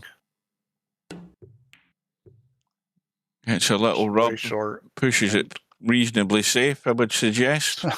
That's pretty good considering. He may take a whack at the 9 ball here, but if you're gonna, you almost have to hit this with right English to get it to go over.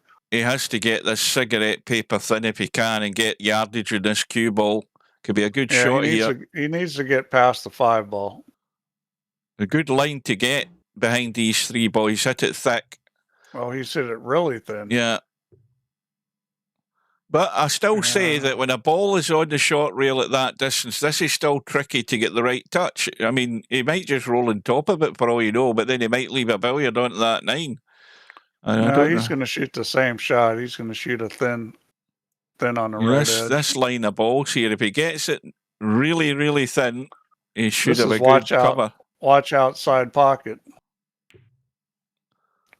Oh, No. you hit that good. Oh, now if this exposes a cue ball, which it has done, look at this for an invitation to the party. That's in every day of the week, that 9 ball. That's going nowhere other than the pocket.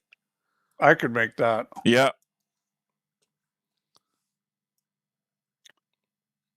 Well, it's another Especially little 6 ball there. That's near impossible to miss. Ooh, almost crashed. Oh dear! Another panic there. Well, he's only 6 behind. Stranger things have happened. They need to happen now, though. Oh no! This 2 one ball. he didn't need it. Nope, 2 he ball. got it. He got the ball. He got the 2 1 ball. ball. In. Can he see it to cut it? Yes, he can. I think he can. He's not going to be doing much with this 7 and 8, though. Look at that. That's a bit of a mess. I mean, the bank's on, though. I think the 7 ball goes. Can you get to that? It's tight. It's very tight. Oh, no, he ain't getting to that. I think it throws in a low speed. He's not going to do something crazy here, is he?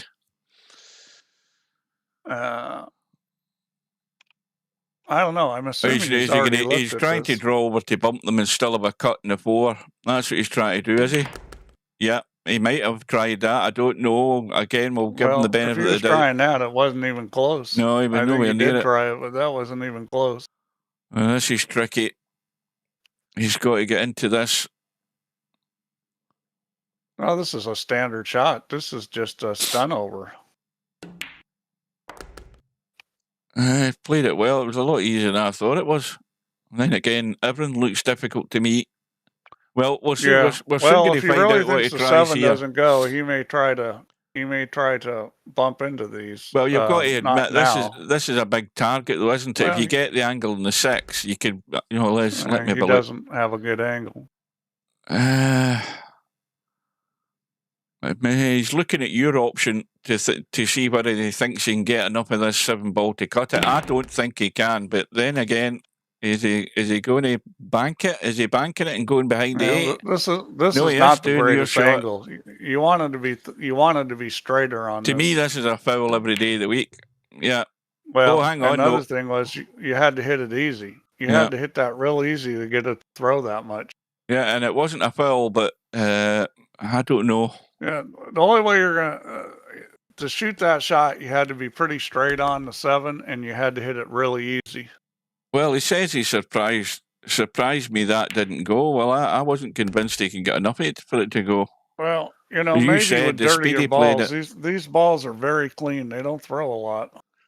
So Albinario is going to be on the hill breaking for the match after an hour and 16 minutes. It's Arnie time.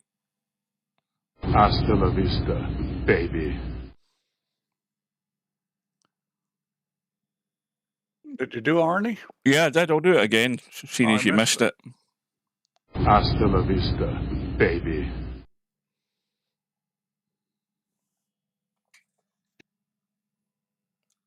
We don't make mistakes. We have happy accidents. Albie says he thought he'd make it. Oh, cue ball's gone, I think. Has it? Yeah. Where's the cue ball going? Well, another made a lot of balls. Well, he's 7 balls. He's made Interchangex's life a lot easier in this rack. Again, is that the 3 ball or the 5 ball that's there? It's a 3 ball. So, well, does he want to leave it there and leave himself fairly straight on it? Between the 2 of them. You go right up between the 2 of them. Oh, goodness me. He hit that 2 ball really thick. Oh dear, that is definitely the final nail in the coffin. You could have got away with hitting that thin, but not thick. Well, that's why I said, why doesn't he come out into the table off that rather than doing what he's done? You know, this might be good, but then again, he needs a roll and he ain't getting it. I don't know. I would have run it up between them. It's all over. But I wouldn't have rolled it on the 5.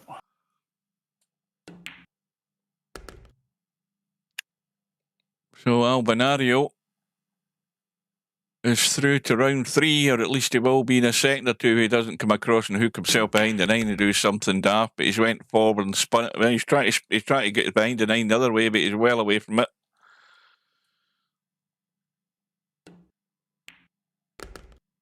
And a roll in for a 19-11 win.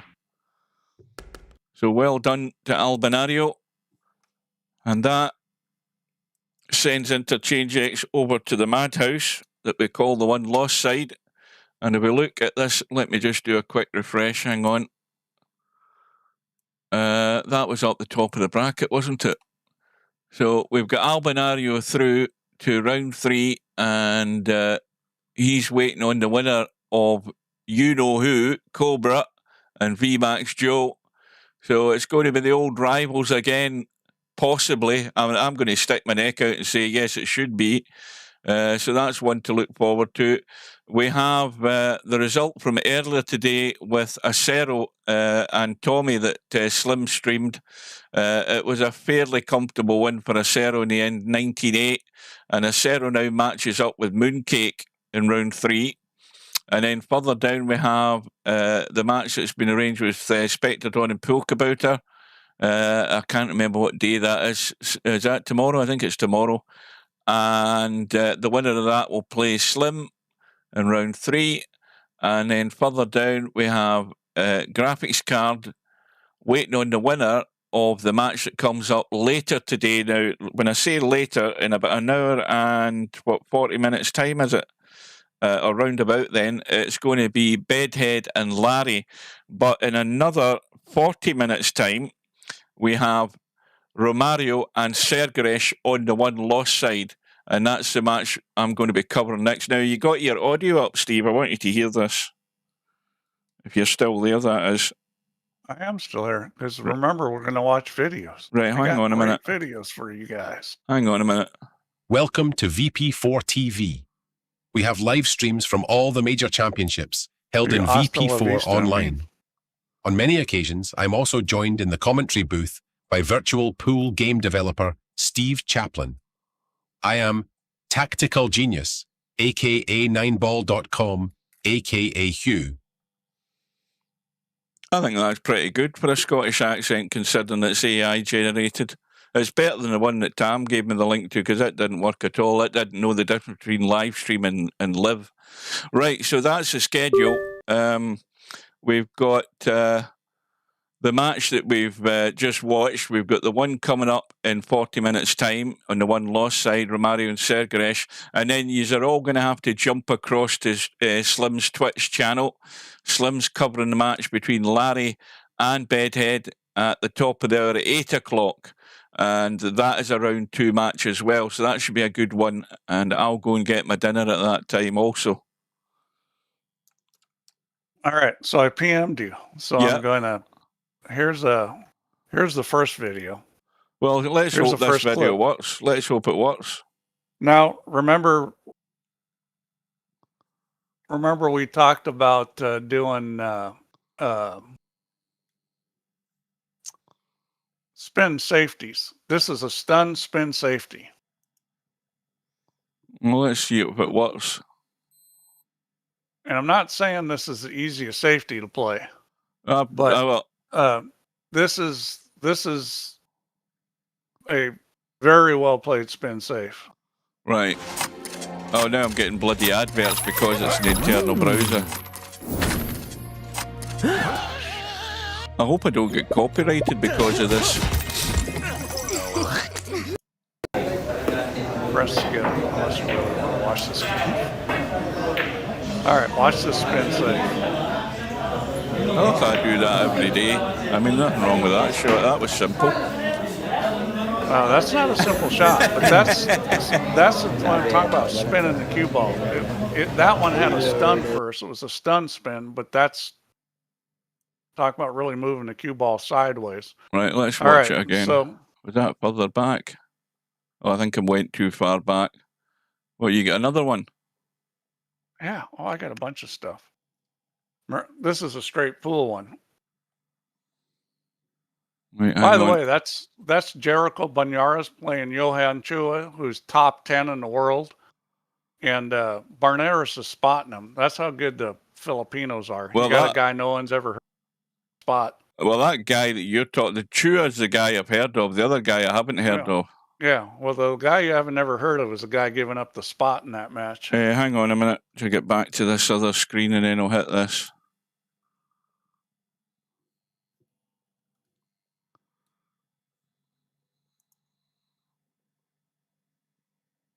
Is that the same one I've just clicked? Is that the same one? This is a straight pool match. And Aye, hang on, that's the same one I've just clicked. Hold on, or you give me the same link again? No, you haven't. Wait a minute to go down.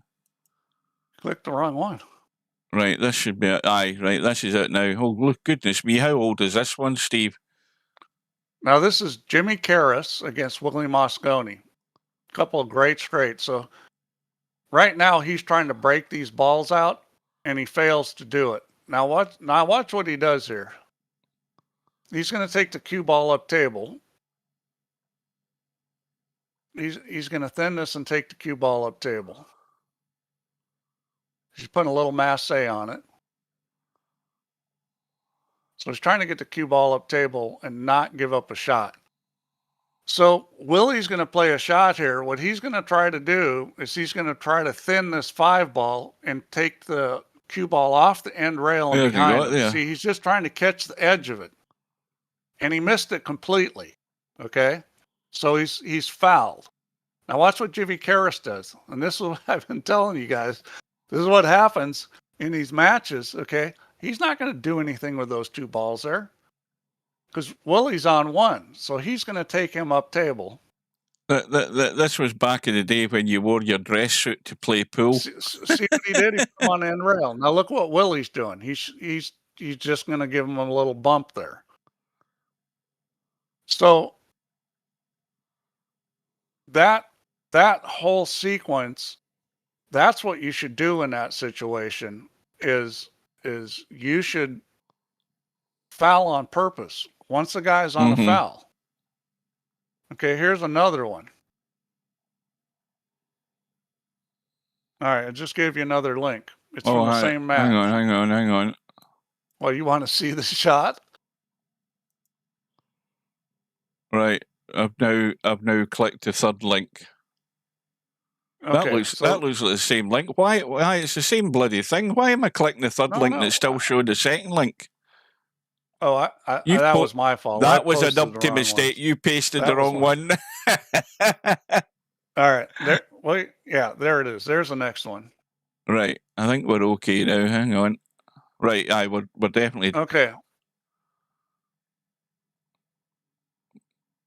Well, he's just lying. Now watch this situation. He's so dead this is in the just rack. a little further on. Okay. So he made it and he's stuck in the rack. Now, watch what Willie's going to do. He's looking and looking. He's looking for anything in the rack. You know, he couldn't hit that hard enough to really break him up without fouling. So now he's like, what the hell am I going to do?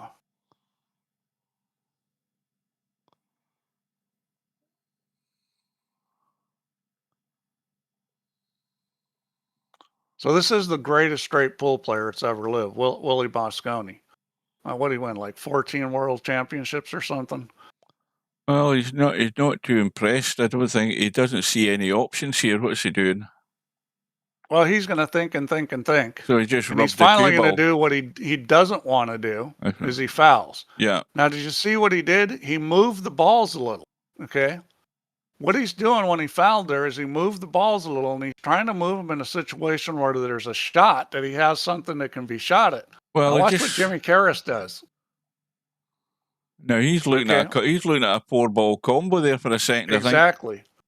And Yeah. Willie probably pushed the balls so that was available, hoping that Jimmy wasn't going to shoot this, or if he did shoot it, that he didn't make it. Yeah. Now, why is he pointing at the table there? Because I've not got the audio up there. But what's he pointing at? That's the referee calling the shot for him. Right. All right. That looks on to me. That's dead. Yeah. Yeah.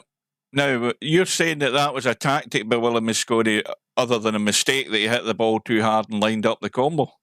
Yeah. All right. Do the next one. I got another link. Same match, a little further on. You're going to see some amazing stuff. I mean, this is why I'm trying to get people just to think about things, because. Well, Okay, that's went so into the back of the stack. Here he tries to break the balls and gets the cue ball stuck. So what's he going to do from here? He's got no shot. He's like, oh, crap. Very difficult to play safe from here. He's got nothing. So what do you do here? Certainly looks as if he's got nothing. I mean, he's going to leave a shot on either way if he just taps the cue ball. Now this is a similar situation to what Willie just had, is that, he doesn't have anything. So he's probably going to have to foul. Yeah, he just played a foul. Okay, and he moved the ball a little, not much.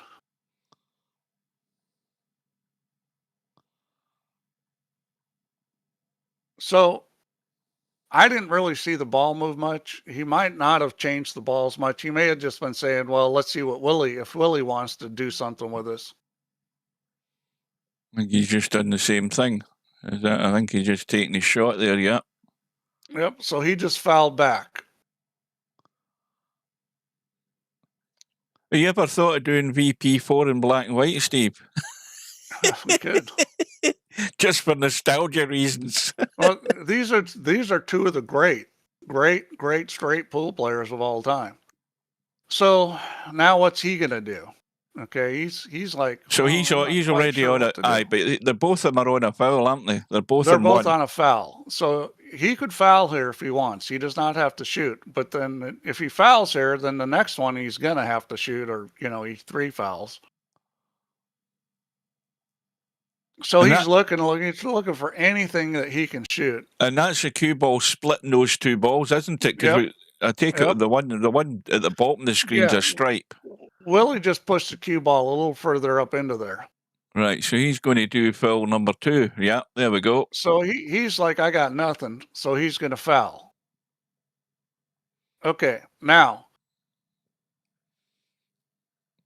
Can Willie sees a ball to kind of pot set now. this up because he knows he can shoot this ball now. See, Willie put him in a position where he was going to get a shot on this ball. He could not get away from that. Mm-hmm. And Willie fires it in. Now this is where it gets interesting. Okay. So Willie's made that ball. The two women are saying, what do we do now? The thing is he doesn't really have a shot. Well, I would believe you if I knew where the cue ball was, but I can't tell. Okay, well look. Is it in the bottom rail? They just showed the overhead. They'll probably show it again. You can freeze on it and look at it, but he doesn't really have a shot. He's made that, and where the cue ball has ended up, there's not a whole lot of anything. Is that the cue ball there? On the in the bottom rail there? See the stripe? I don't think the stripe cuts. I don't think he's got quite the angle to cut that stripe in. Maybe he does, but if he does have that shot, he doesn't like it. So he just watch what he does. So he's just pushed to the rail. Yeah. Now, either he pushed it enough that ball goes, he moved it over enough it goes, or he's just trying to give Jimmy that shot. I don't think it went. I think he pushed it over just enough where it went. Either that or, it's that kind of throwing some corn out there. So he's called the corner so Jimmy pocket. Karras is decided he's going to go for this. Yeah, he was miles away from it. He's got it too thick. And he tried to play a little. He tried to play a carom there. Mm-hmm. Okay, he tried to play a little carom, and anyhow, that was the last one I had. I do have one more, but it's not for watching now. But what? Hang on a sec. That's the wrong one. I got one more link that you could post on your channel or something or whatever. It's a link of Mike Siegel 150 and out. And I know a guy that was there for this match. He told me about this whole thing, you know, where, well, it's interesting. Click on the next one and look at the break shot. Do the next link and look at the break shot. Because this is a 150 and out in tournament play. They're playing a, you know, match to 150. And this is 150 and out. It's Mike Siegel versus Mike Sutherland, I think. Oh, let's get music on it. Hosted by Grady Matthews. Yeah. Weenie Beanie. Special guest Bill Stanton. That was Weenie Beanie. Lagging for So there's a lag, and look at this lag. Look how They close this both is. nailed him to the rail. And Zugler's going, because the lag is huge in straight pull because you don't want to have to break. So these are Brunswick Gold Crowns they're playing on. Probably, I don't know, Gold Crown 3s. What, 4.5 inches, 5 inches? These pockets are probably, they're at least 4.5, maybe 4 3/4, or at least 4.5.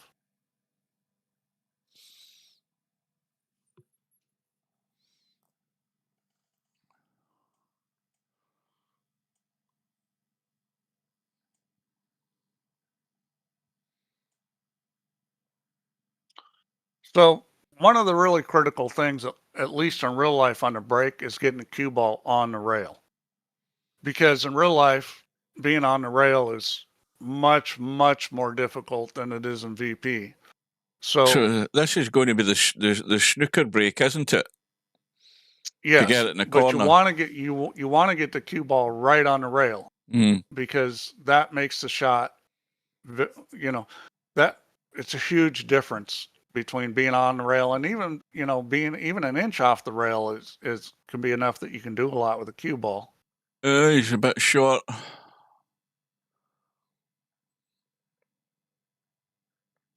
So he's come up short of the rail.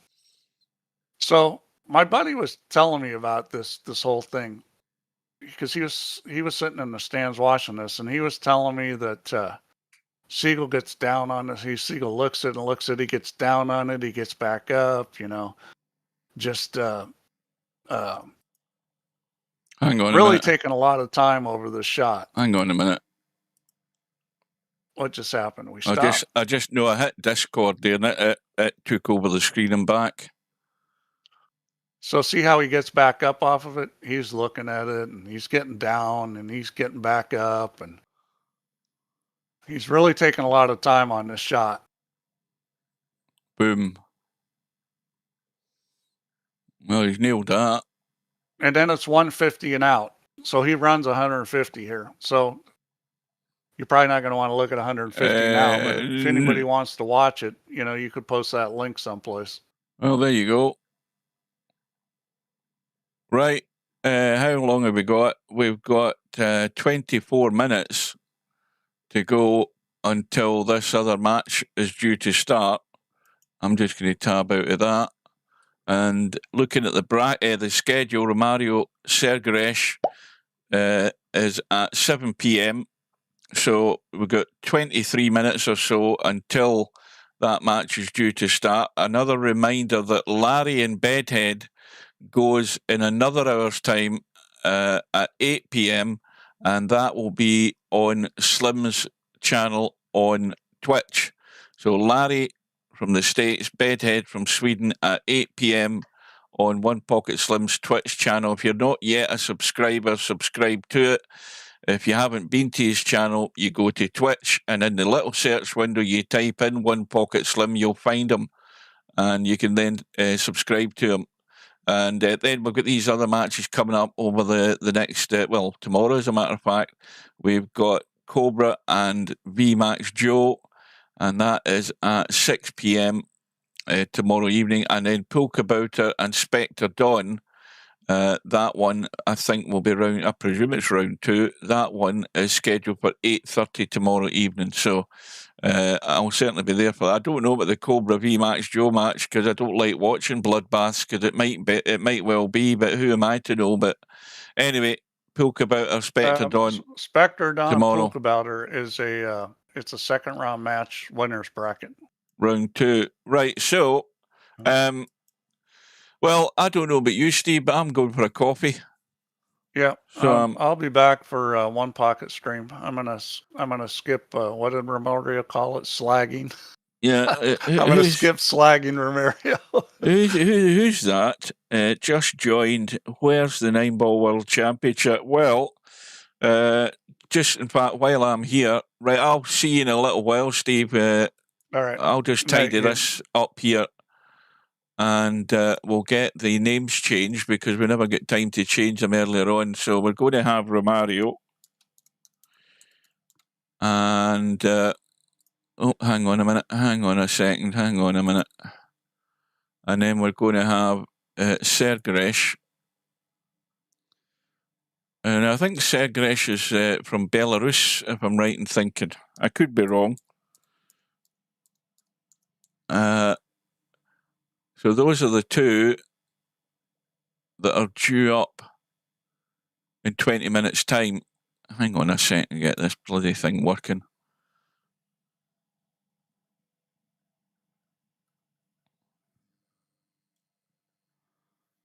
Welcome to VP4 TV. We have live streams from all the major championships held in VP4 online. On many occasions, I'm also joined in the commentary booth by virtual pool game developer Steve Chaplin. I am Tactical Genius, aka 9ball.com, aka Hugh.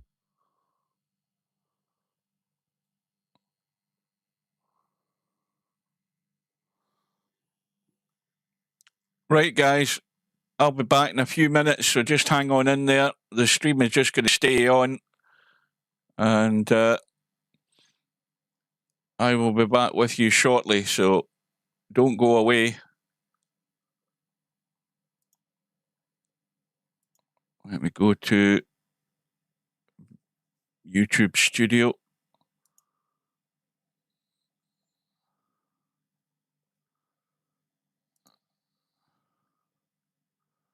I'm just going to let these run for a little while.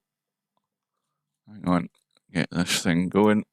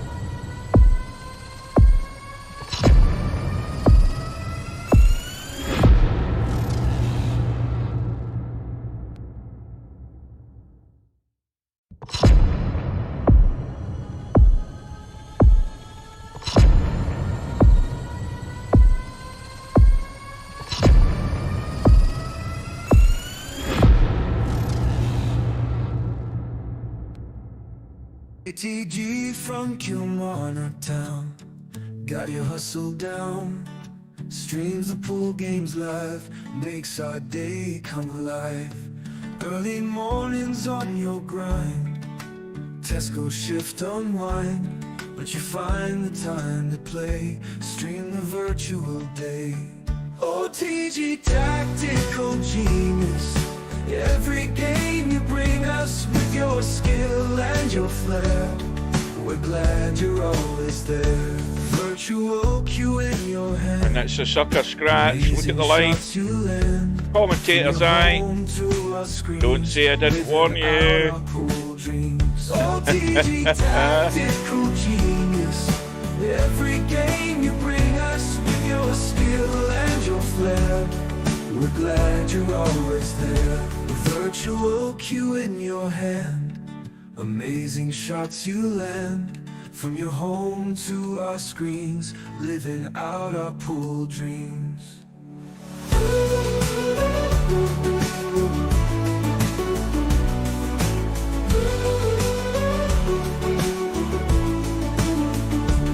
Early riser, work all done, streams the games just for fun. We'll cheer for you every match. TG, you've got the magic touch. OTG tactical genius, every game you bring us with your skill and your flair. We're glad you're always there. OTG tactical genius, every game you bring us with your skill and your flair. We're glad you're always there. This for the 101. Absolutely sensational once again. Virtual cue in your hand, amazing shots you land. From your home to our screens, living out our pool dreams.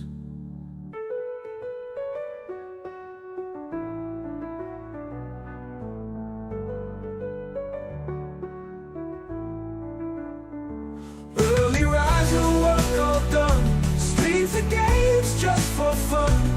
We'll cheer for you every match. TG, you've got the magic touch. OTG tactical genius, every game you bring us with your skill and your flair. We're glad you're always there. That was fantastic. Welcome to VP4 TV. We have live streams from all the major championships held in VP4 online. On many occasions, I'm also joined in the commentary booth by virtual pool game developer Steve Chaplin. I am Tactical Genius, aka 9ball.com, aka Hugh.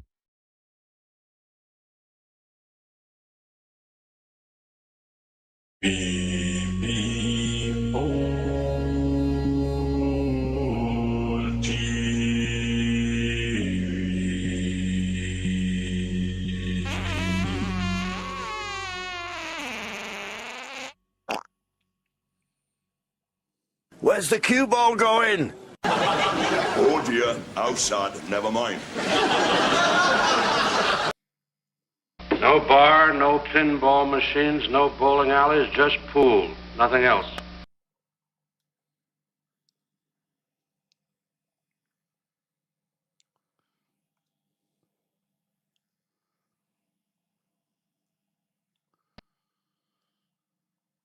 Right, welcome back, folks. We've had our little interlude. We've got the second match in today's trilogy.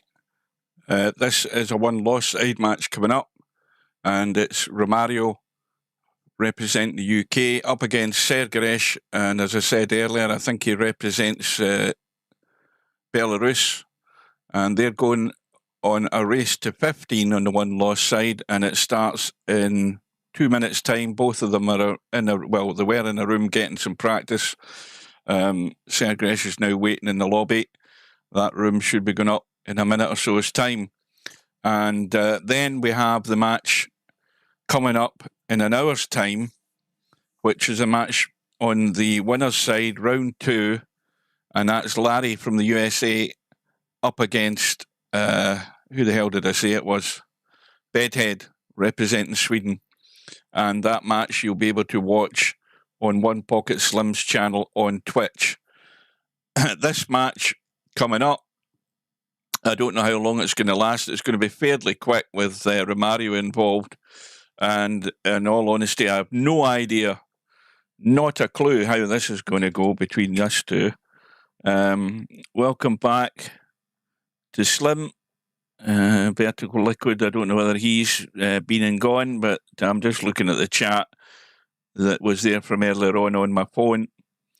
And I presume Steve said he was coming back. He's probably still finishing his coffee. I actually went at a little snack just to tide me over, because I'm going to get a late dinner today, waiting for that match. I'll be able to see the Brazil match against Norway at 9 p.m. my time, and then, of course, we have the England game against Mexico at 1 a.m. Monday morning that I'm trying to stay awake for. I'll really probably be struggling. So this room should be going up any second now. We're just nudging the top of the hour. Quick tab out. Oh, I didn't know Steve actually has bailed out of Discord. Well, if he's coming back in, he'll come back in.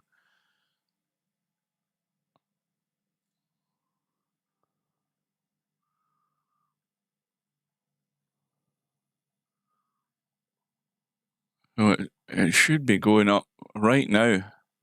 There we go. And we'll get ourselves in. We'll have the lag for the break. And again, a quick reminder on the rules here. We're using the break box, as you can see marked out there in the white lines. There are no jump cues. And it's winner breaks. And the golden break is on. So if the 9 ball goes in the break, the 9 ball stays down, you win the rack. We're also using the rack money setting where the 9 ball, instead of sitting there in the diamond, the 9 ball comes further up and brings the diamond of balls further up the table. And it certainly means that you're not getting a plethora of golden breaks. We don't even know if we had one in that first match, because the first rack was over so quickly. It might have been a golden break, but I was too late getting in the room to see it.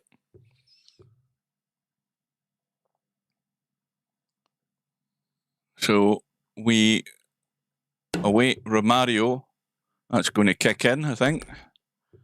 We wait a Romario arriving. And to be honest with you, both of these players could blow hot and cold. And that's why, as I say, it's so difficult to predict the result in this game. But one of them's going to have to go.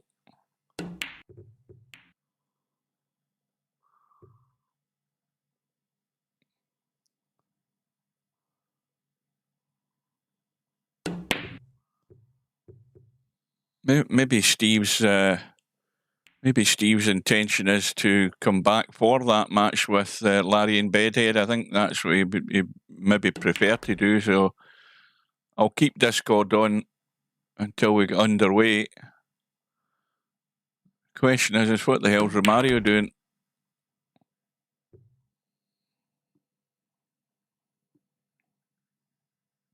Here we go. Romario's arrived. Sergeresh on the right-hand side.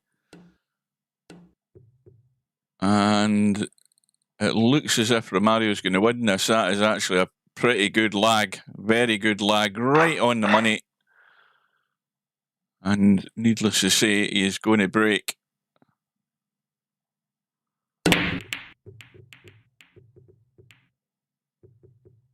Five ball goes in.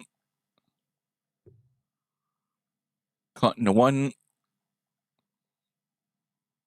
Now, is he going to be able to come across, avoid bumping the 4 and not hooking himself behind the 8? Well, he's going to hook himself behind the 4 if this runs any further.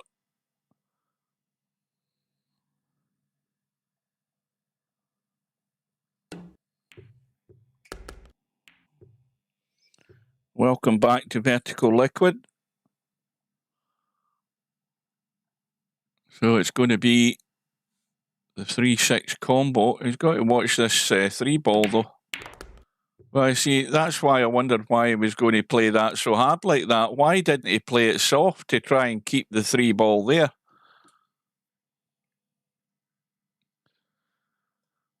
Now, that 9 ball might go in off the 7, or it might be going the wrong side of the 7. Yes, it is. So, no point in giving it a bang. But he has left a fairly touchy, thin cut on his 3 ball.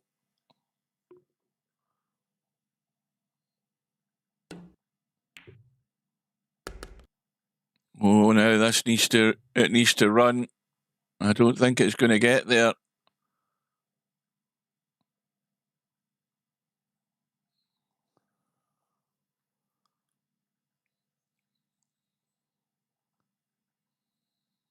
Well, he can certainly kick at it.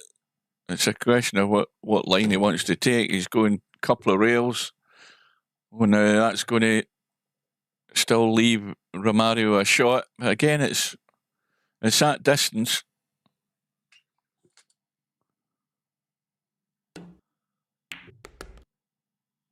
Well, this might find itself on top of the 7. Let's have a look. Yeah, well, he ain't potting that. I can tell you that thing's for certain. Now he's just going to try and maybe bank this across the table, and well, it is inviting Sergeresh to run into the long grass here, but he's gone all out for the bank. He gets it. Cue ball tracking towards the side pocket. Where's the cue ball going? But he's sitting perfect in the 8.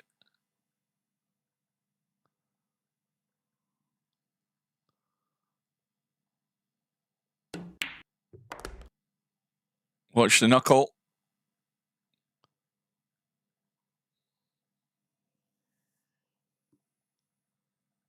So it's going to be first blood to Sergeresh.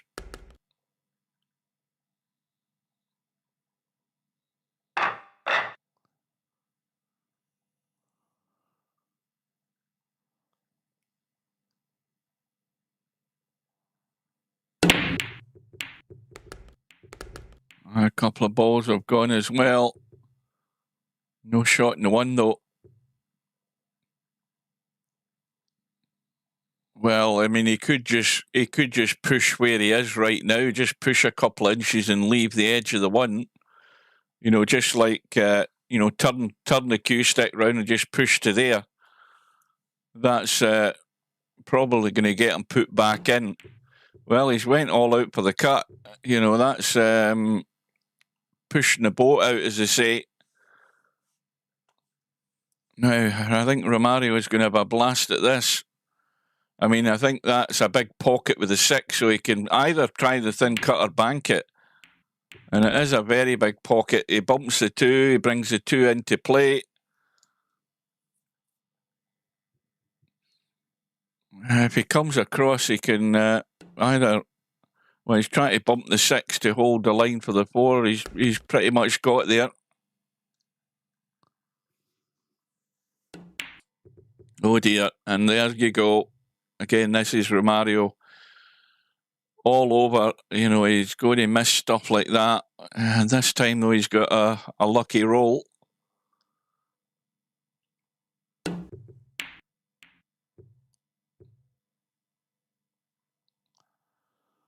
So he gets away with 1. He's going to be going all out for the pot here, that cue ball still spinning.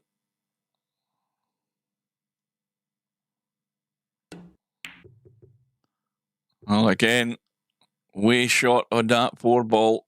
And this time it's teed up for Sergeresh to get a 2-rack lead here.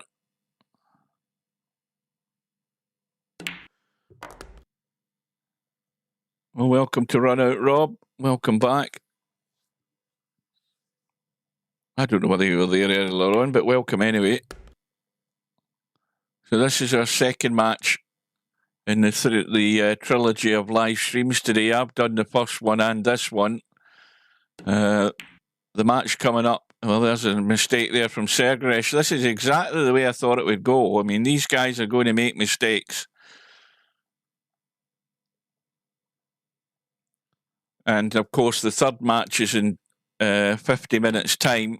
A big round 2 match with Larry from the States and Bedhead from Sweden. And that is going to be available for a live streaming commentary on Slim's Twitch channel. So I want everybody to jump over and join Slim. Maybe Steve will join him as well. I don't know. I thought Steve was coming back here, but maybe he's decided to go and get something to eat as well and get ready for that other match.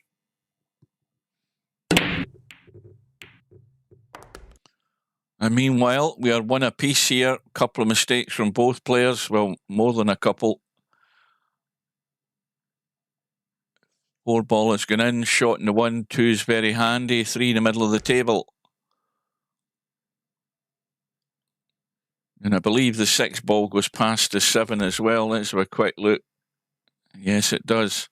The obvious problem being that the 6 ball doesn't go into this corner because of the 9 ball.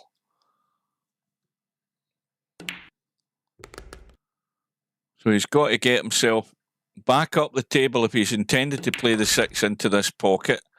Now, the cue ball's got away a bit there. And suddenly his task is a lot more difficult.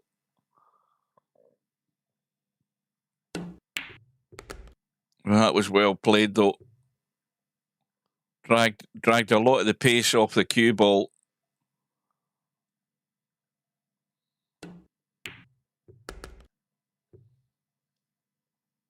Well, now he's got a dilemma here. Does he just cut it into the side and run up and down?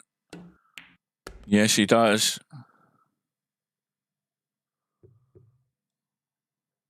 Oh, he tried his best to scratch, but he's okay, or is he? Is he thinking is he actually hooked? No, he isn't. I don't think he was. Watch the cue ball. It's going to spin in. Where's the cue ball going? It's going to drop in with that English. I don't know whether he needed that English, but anyway, he's found out now that he didn't. And Sergeresh handed a gift and a plate for a 2-1 lead. Ball into the side pocket. 1 ball in play, but cue ball tucked away behind the 7, so just to push out. Well, again, he could push out to here and just leave the edge of the 1. The problem with that shot, though, is that if that was me coming in, I would actually like that shot, because I'm running off the edge of that 1, trying to miss the traffic and use these balls for cover. Well, he's gone the other way and left an edge, but I don't think he's left enough that he's not going to get put back in. He's most certainly going to get put back in here. I don't believe Romario is going to take that on. As you think, I mean, he's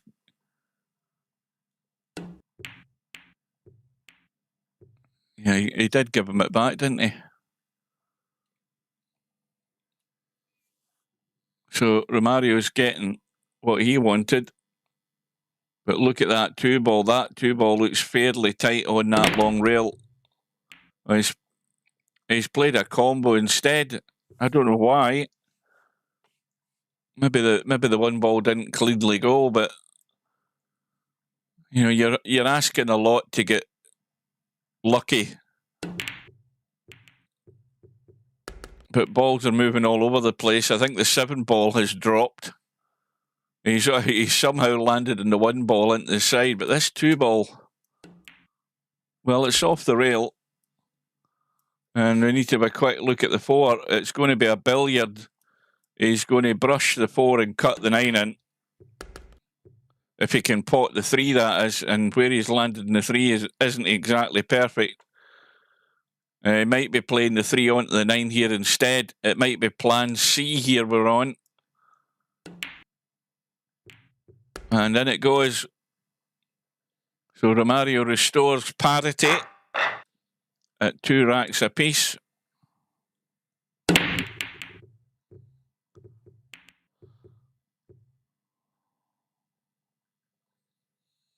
Now, did anything go there? I didn't hear anything drop. No, it didn't. The break is dry.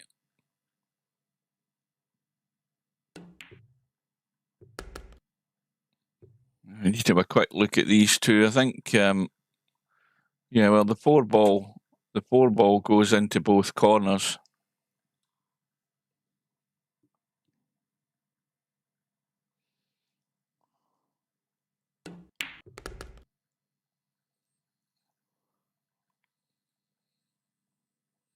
Now, he can just, I think he can cut this 3 and nip across the right-hand side, so he has that long 4 ball.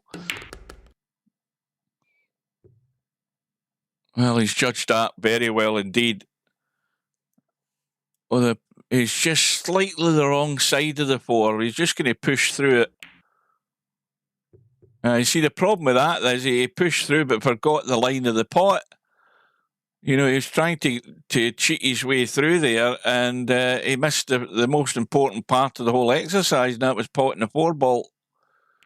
And he ended up getting lucky and not leaving Romario a shot. So Romario trying to push him onto the 8 ball, but he's left that short. He has got cover, but it's a 2-rail, maybe a 3-rail kick or a kick in there. That was a great effort there from Sergeresh. Well, can you drop that dead weight? Yes, he has tried to, but again, Romario's forgot the most important part of it in potting the ball. And I think he's also got a lucky roll. Yep. Just left an edge. Cross bank is on though. And it goes. And look at the cue ball right onto the 5. A 2-way shot there from Sergeresh.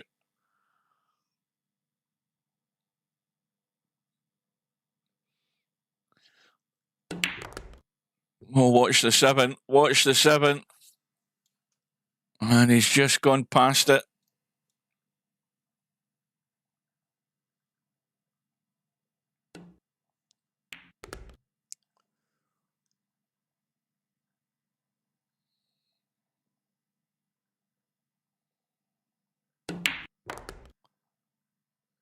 Now it's gone a wee bit tricky because it's a cutback.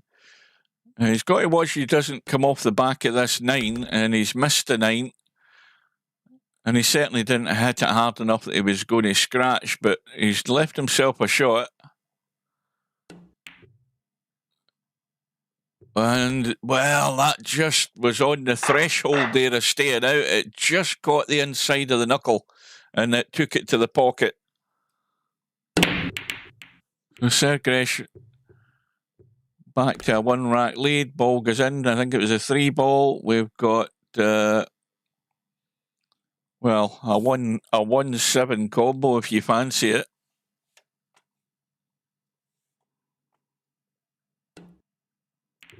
Yeah, that was dodgy. It was always going to be that if you pushed on it, it was just going to go round the corner and come out. But look at the 2 ball. It's not doing anything. And the other thing as well is it's not exactly simple to play a good safety off that 2 ball, I don't think. And certainly not from where he's got the cue ball. Far from it.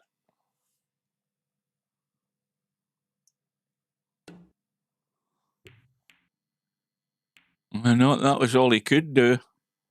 But Sergeresh should have Romario in trouble here.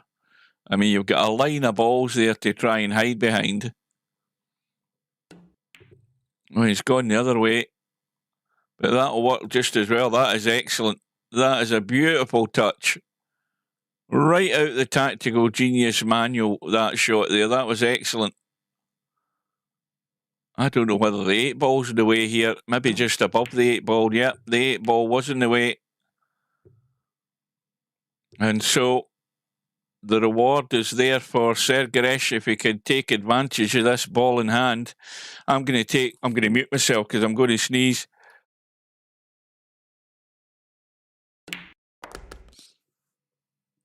Right, sneeze has been done. Meanwhile, Sergeresh trying to open up this gap, and that's not going exactly perfect.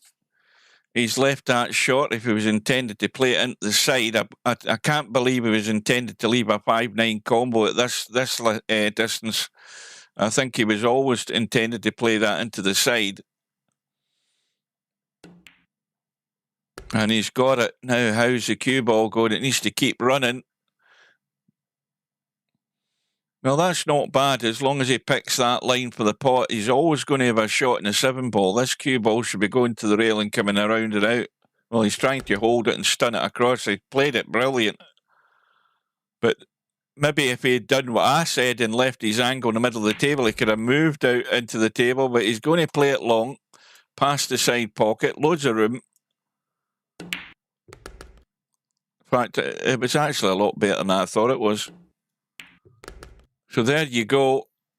Sergeresh, with that excellent safety that he played, got the reward and took full advantage of it, and now has a little bit of daylight between himself and Romario early on. Now, I didn't hear anything go this time. Romario has a shot, and he's got to stay in the gap. Watch the 4 ball. He's got onto the 2.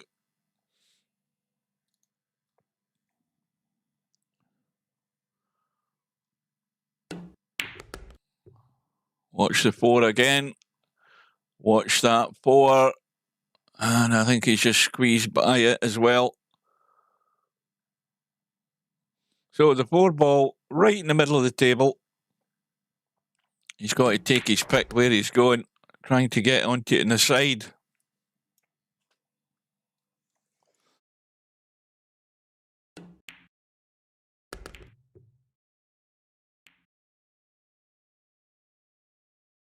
It's all gone wrong. Is he cutting it down the rail if he can see it? Yes, he can. I'm trying to get a drink because the vocal cords are drying up. Well, this is a good recovery there from Romario. Can he get the job done?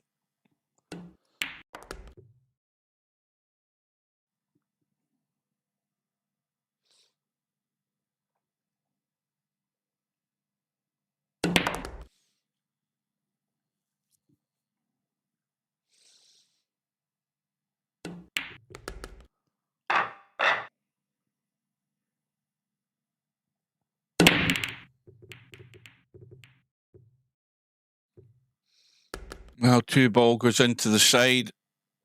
1 ball straight in, pretty much.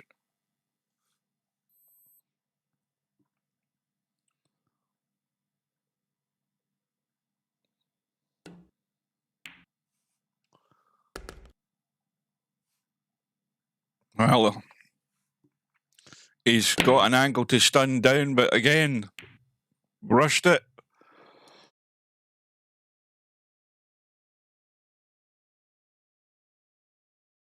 And as you can see, he ended up hooking himself in the 4. But like I said, that's Romario all over. He'll pop some crazy shots.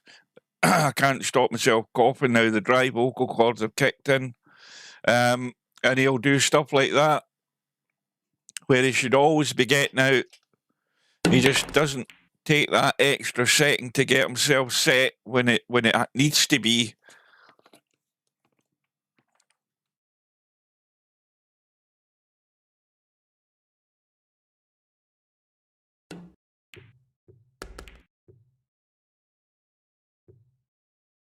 And of course, all this needs to be punished by Sergeresh. Send a message home to Romario to get his act together and stop making these mistakes, or he's going to pay for it. Obviously now he's going to have to either leave a high cut, a bedhead cut from a distance, or try and get up there, but the risk has ended up doing something with that 9-ball. I think he's going to be okay though. The 9-ball was always a concern when you're running up there, but he's got on the shot, no problem.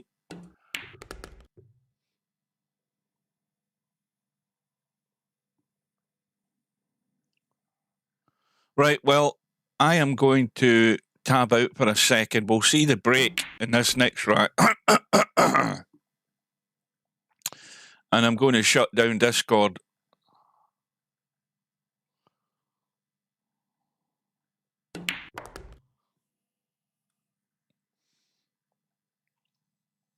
Sergeresh restores his 2-rack lead from Romario's unpost error. 2-ball into the side. I think that's twice in a row. It's going into the side. 8-ball into the other side.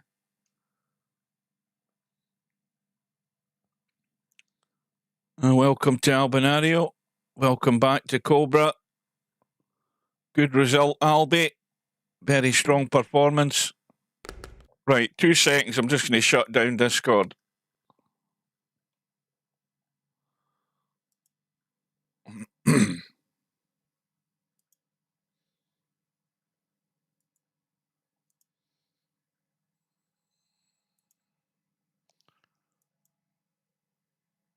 Right, we're back. Right, obviously,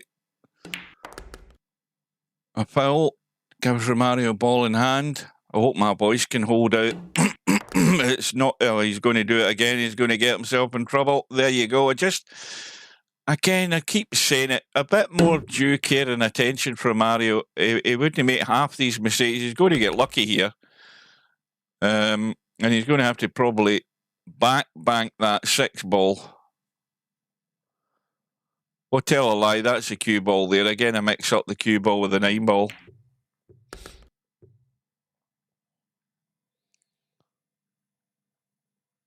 But as I've always said, I mean, Romario has never changed in all the years from VP3 to VP4. He has never done anything any different in the way that he plays. He always plays quick. He doesn't have a lot of patience, especially when I used to play him, because I wouldn't play at that pace, and I think that used to bug him. But it always brings out the good, the bad, and the ugly in him. And this is why you never know what you're going to get from Romario. But he's back to within 1, and we've got a bit of a mess that needs tidying up. Now, the obvious thing here is just go forward and spin it up a little bit. He's drawing back. Now he has to drop this in dead weight, I would assume, if he's just going to leave the 5 into the side. Well, see, again, I think he's overhit that slightly, unless he fancies taking it long into the corner. But, now he's further and further away from the 6-ball. And this... Now, did you want to try and bump the 8 or try and run around the 2 rails? Because there's no way you're getting on this 7. He's got to try and bump something here and get lucky again.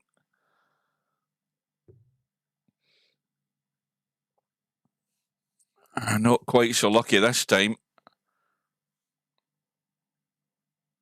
Just trying to push this onto the rail and use the 8-ball. And that'll do nicely.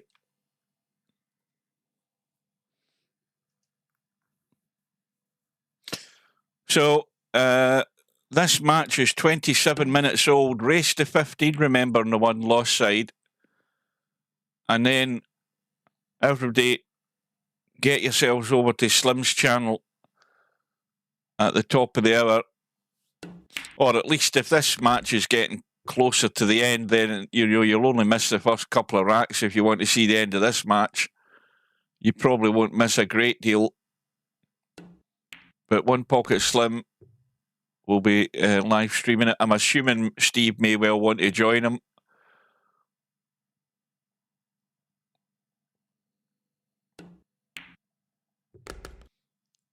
And once again, Romario gets it back all square. Rack number 11. And this one is definitely dry. What Sergeresh got here as options? That one ball goes. That one ball pots every day of the week past the 3. I presume he's looked at it. I think he's lining it up now. And the 2 ball can go into the side. That's going to catch the knuckle, is it? Nope. Went in clean. Nicely on the 2.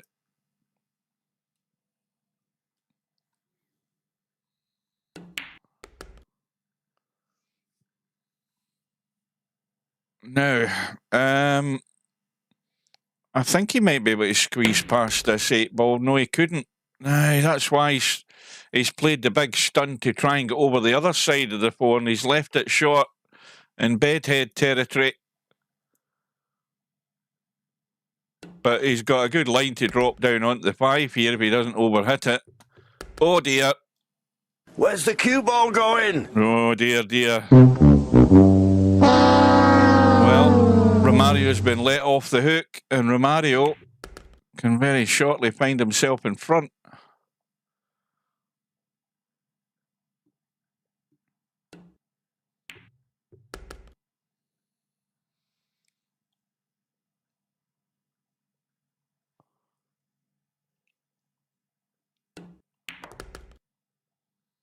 That needs to slow up a bit. Doesn't want to go to that testy angle. That's fine.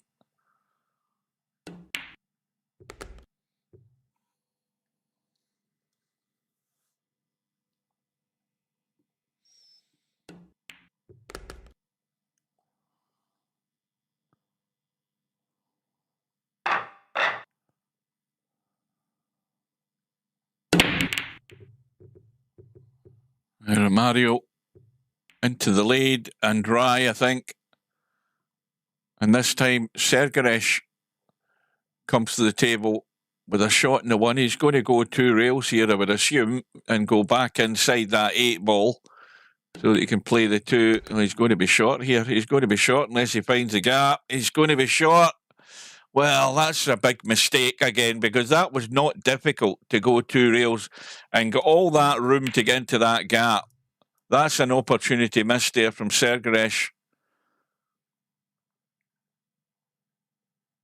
And Romario can pot this, but I think he just wants to come around the corner and take his medicine here. He doesn't want to try anything too elaborate. He just needs to let the cue ball roll out around the corner. Well, again, he's overhit that by a country mile. And now he's in another testy one. And now this will go off the rail onto the back of the 6 and go in. Well, he's tried it the other way, and there's a mistake made. But again, the mistake was already made in the previous shot. He should have done what I said and just go around the corner. But he hit it too hard. And he might also have got another lucky roll here. Sergeresh just tried to catch the 3 and didn't quite. So here we go again. Romario is going to maybe profit from his own mistake and getting away with a lucky roll.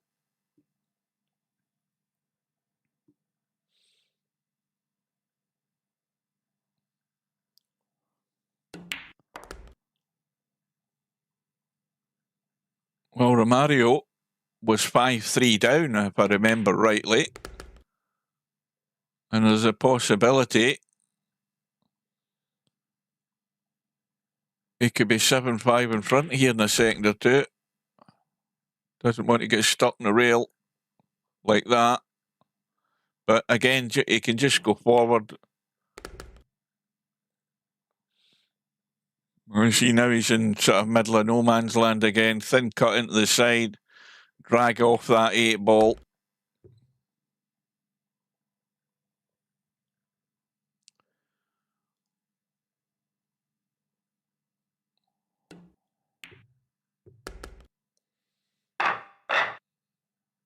The one thing I never done was I forgot to ask Steve if he knew the dates. The date on that match with Willie Mosconi, that looked as if it was back in the early 60s, I'm guessing. You know, I don't know, but maybe it tells you on the actual video on YouTube. It certainly looked a bit ropey as far as the video quality goes.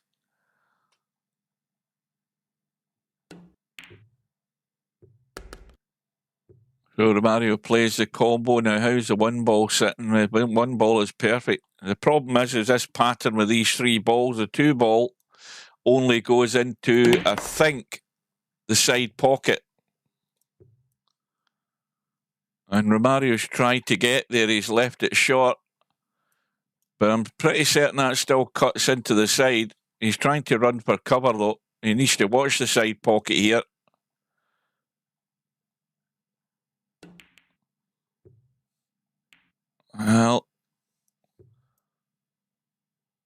Well, this is a shot where the cue ball is always going to be on the 3 if you pot it. There's no way you can't be on the 3 as long as you leave it short. But again, quite a margin away from that pot in the 2. But Romario, I think, can squeeze this in. I think he can just squeeze that 2 ball in a little bit. Maybe he could get it clean enough, but I just don't trust my eyes nowadays. So this one you play so you push the 4 towards that pocket like that. And a slight angle on it. Again, you just got to punch this in and try and get that cue ball up the table a bit, and that'll do very nicely. Now, is he going to be able to play this 5 ball clean?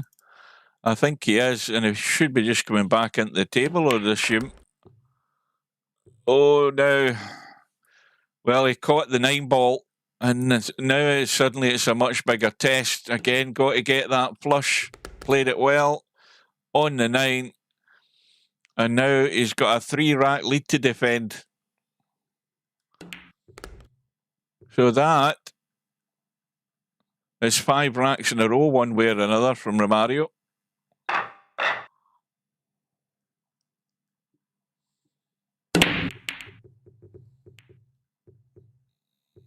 Well, I didn't see anything or hear anything dropping.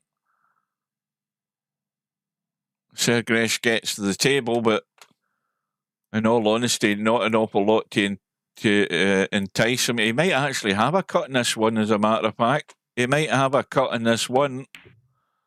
Is it going off the 8? Too thick, I think. Too thick. It threatened for a second there it was going to go in off the 8, but once again, Sergresh is getting a roll this time.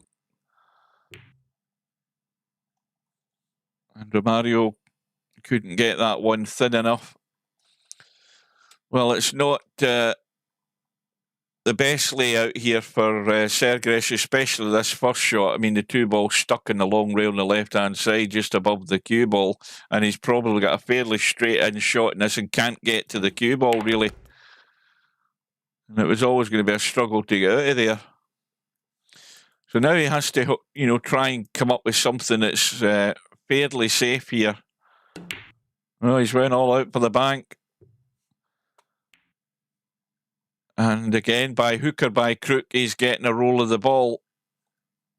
And you must admit, though, he needs it right now, because Romario is threatening to pull away here. And remember, it is only the race to 15, so he's already halfway home.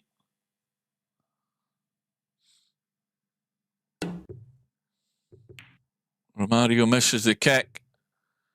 And straight away, Sergresh's problem is that, well, he can pot the 2 into that corner and just come out enough to leave a sight in the 3. The problem he has, though, is the angle that he'll leave on this 3. Now, you see, that's why he's looking at what the line is like to get back to a shot in this 4, because you'd want to take that side pocket out of the equation here.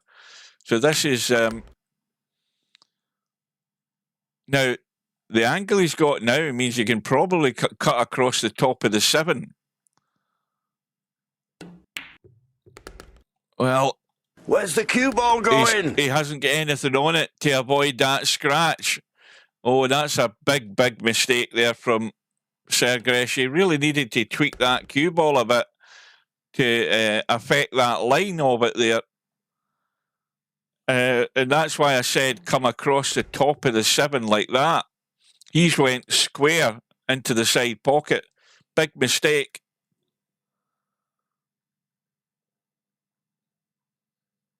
Well, this is... well, has he gone far enough? Yes, he has. He's perfect. It's all falling into place here for Mario. Sergresh making the mistake. And it was testy, that shot that he had. It was far from a gimme. But he didn't really do anything with the cue ball to affect the line of it. Because that was the one way he would have avoided the scratch. And now there is a crisis on here for Sergresh. Not a mini one. He's now 4 behind. I think that is draw. No, wait a minute. 2 balls in, 2 balls gone. Now, Romario should obviously be playing safe here. You just don't know what he's going to do. He's gone all out for the cut. There you go. Not hanging about.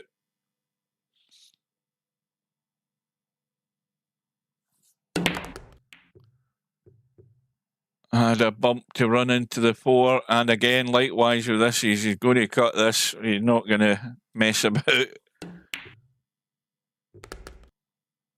And again, this is Romario all over, you know, blowing hot and cold, and at the moment he's blowing a bit hotter than cold.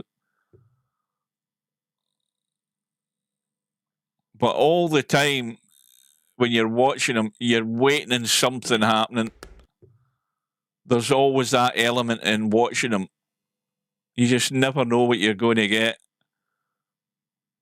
But I'll tell you what, if he can string a few more racks like this together, he's going to take this match right away very rapidly, if he's not already done so, on Sergresh. And Romario just gets there on the 9.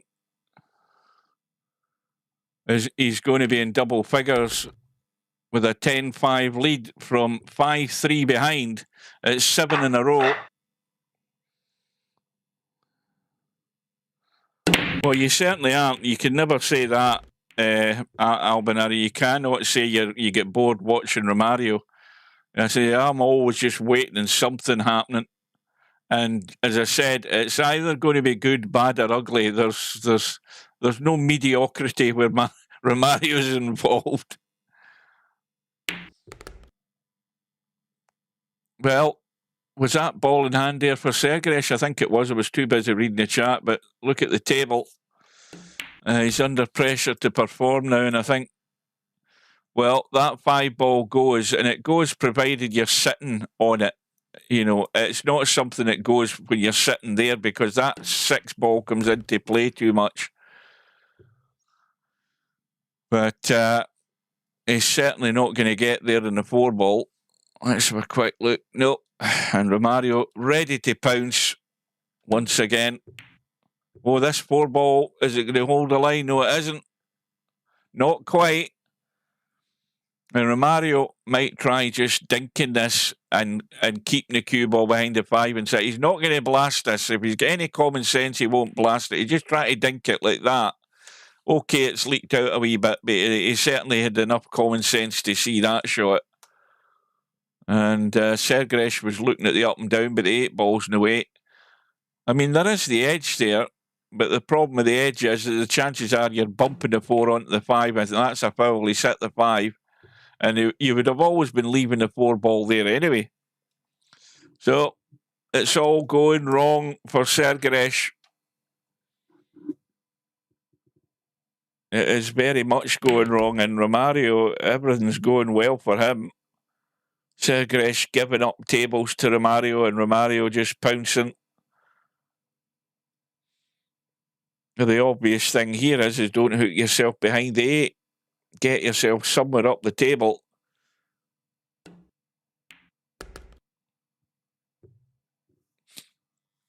I think he's okay. He's just okay.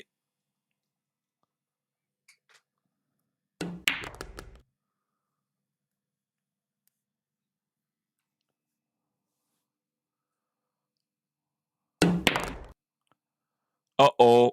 I think he's going to slow up. I think he's okay, but look at where it was tracking, right behind the 9 ball. Any other day that would have went behind the 9 ball. I think Romario's luck is in.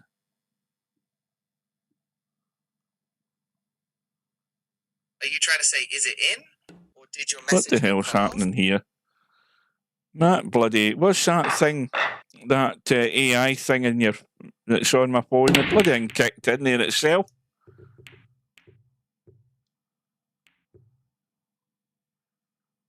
Hold on, I'm going to try and get back into my own bloody live stream. Hold on a second. Close that. Open that. Because I like reading the chat off my phone. I can read it better than I can actually looking over to the second monitor.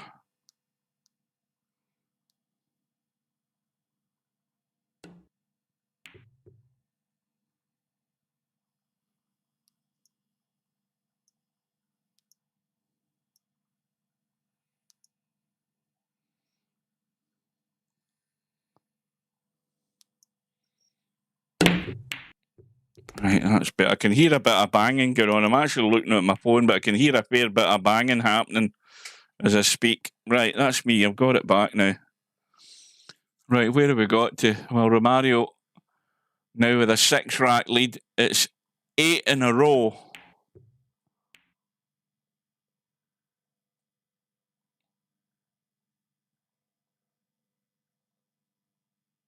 Five, 3 down and 8 racks in a row. It's all gone wrong for Sergresh. And now Romario once again coming to the table, ball in hand. You know, just roll down onto the 3. Probably leaving a little angle if you can. Now, again, the danger here is the 9 ball. Is that the 4 ball that's in the middle of the table? Oh, I forgot. I thought that was the 8. It's a 4. Well, he's nowhere near the 4 ball. This is testy.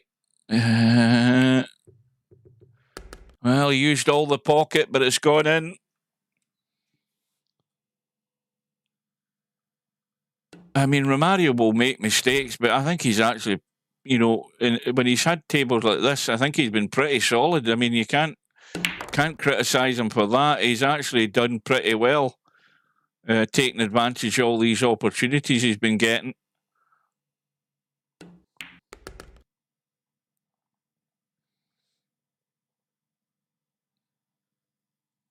But it's as if it's like the ghost of Sergaresh that's playing at the moment. He's just disappeared and died out the game.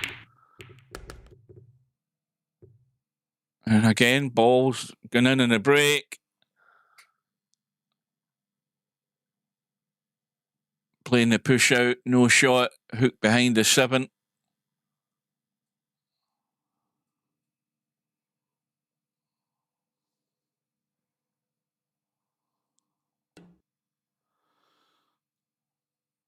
Well, Steve would say that's no much of a push out because that's an invitation to put him in trouble. But it's a touchy shot. Well, Sergaresh not even interested in that. He's just trying to get back into the match. He's just going all out. I think we've pretty much decided that if Sergaresh sees a ball, he's going to try and pot it and stay at the table. I think he's gone too straight in this 2 ball though. No, he's managed to punch it across. Needs to slow up. I think Sergaresh has decided he's at the point of no return. Romario just 3 away from the finish line. That's a terrible shot though. Touched like a sledgehammer. He's left the cut on in the 3. And, well, in fact, Romario decided he didn't like the cut. Thought the bank was better. Played the bank. Gets down for a cut shot in the 5.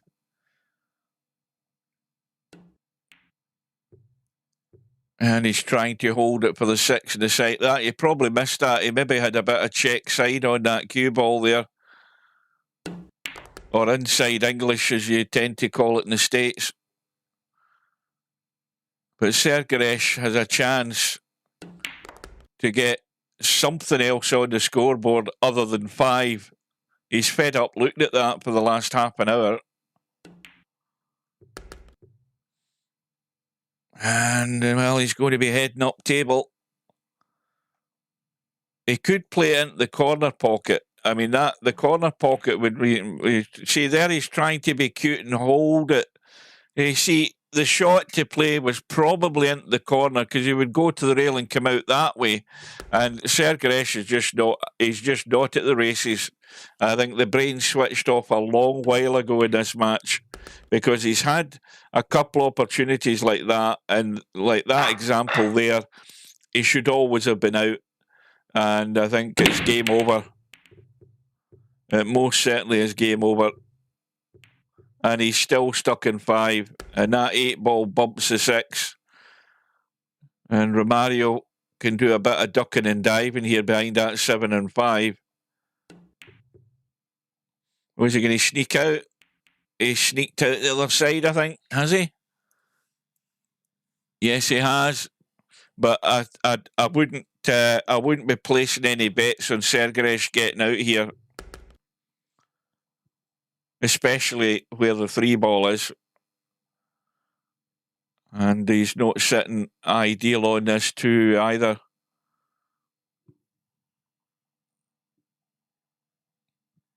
Right. We are now 10 minutes away. And you may well be able to see the end of this match before you all troop off to join One Pocket Slim to catch that Larry Bedhead match. That should be a good one. Where's the cue ball going? But this match is pretty much done. Romario would definitely have to fall apart, and Sergaresh would have to be the exact opposite. He had to be playing, you know, no miss pool.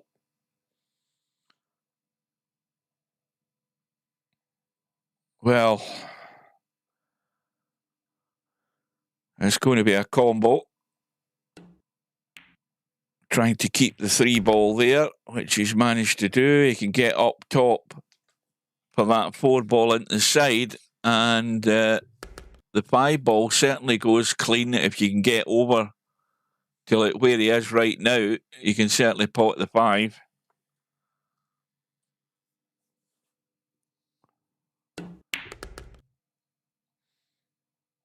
And now can he come back off that 5? And he needs to dig in a bit to get back off it clean. Oh, he's rubbed the 7. It was always touch and go, but the banks are definitely open. This is a good bank, this 7 ball. I'd expect to get him to get this in, 9 times out of 10, but he's nowhere near it. Nowhere near it at all. So a testy one for Romario. Cue ball's going in the right direction for the 9 ball into the side, though, if he does get it, and he has done. And he's on the hill. And it's Arnie time. Hasta la vista, baby. Breaking for the match. And it is 11 racks in a row for Romario. And another ball or balls in the break. 1 ball has gone, I think. Is that the 9 ball that's there? Is it the 9 ball that's gone for the match? It is the 9 ball for the match. He finishes off with a golden break. There you go. That's the icing on the cake. And with 8 minutes to spare, Romario is through to the next round on that 1 loss side. Let's have a quick look. In fact, let's have a quick refresh, more to the point. Let's do that first. And we'll see all that we've got left is that match at the top of the hour. Slim should be warming up on Twitch. So go to Twitch if you haven't already subscribed to him. And in the little search window, just type in One Pocket Slim. You'll find his channel. And I'm sure he'll be welcome your company for that match. It should be a good one with Larry and Bedhead. And that will be a round 2 match. Romario may well have a little while to wait before things start happening for him. Where the hell is he on the bracket here? Where is he? Well, there he is. Tell a lie. He's actually got a match lined up. He plays Interchangex. Well, that's certainly going to be a tougher challenge for Romario. But having said that, it's probably just as tough a challenge for Interchangex because, you know, again, if Romario turns up like he did today, Interchangex could be in danger. Although Interchangex, I suspect, for maybe being a wee bit more consistent, he should be the slight favourite. But it'd be difficult to call. Right, folks, I'm off to get my dinner, get ready for the Brazil match, and also try and stay awake for that England match at 1 a.m. Monday morning. Slim's already up and running. He's posted the link in the lobby, so everybody should get over there and join him. Thanks for your company, guys. I hope you hit the like button, and I'll see you again probably many more times in the next fortnight because I don't go back until a fortnight today.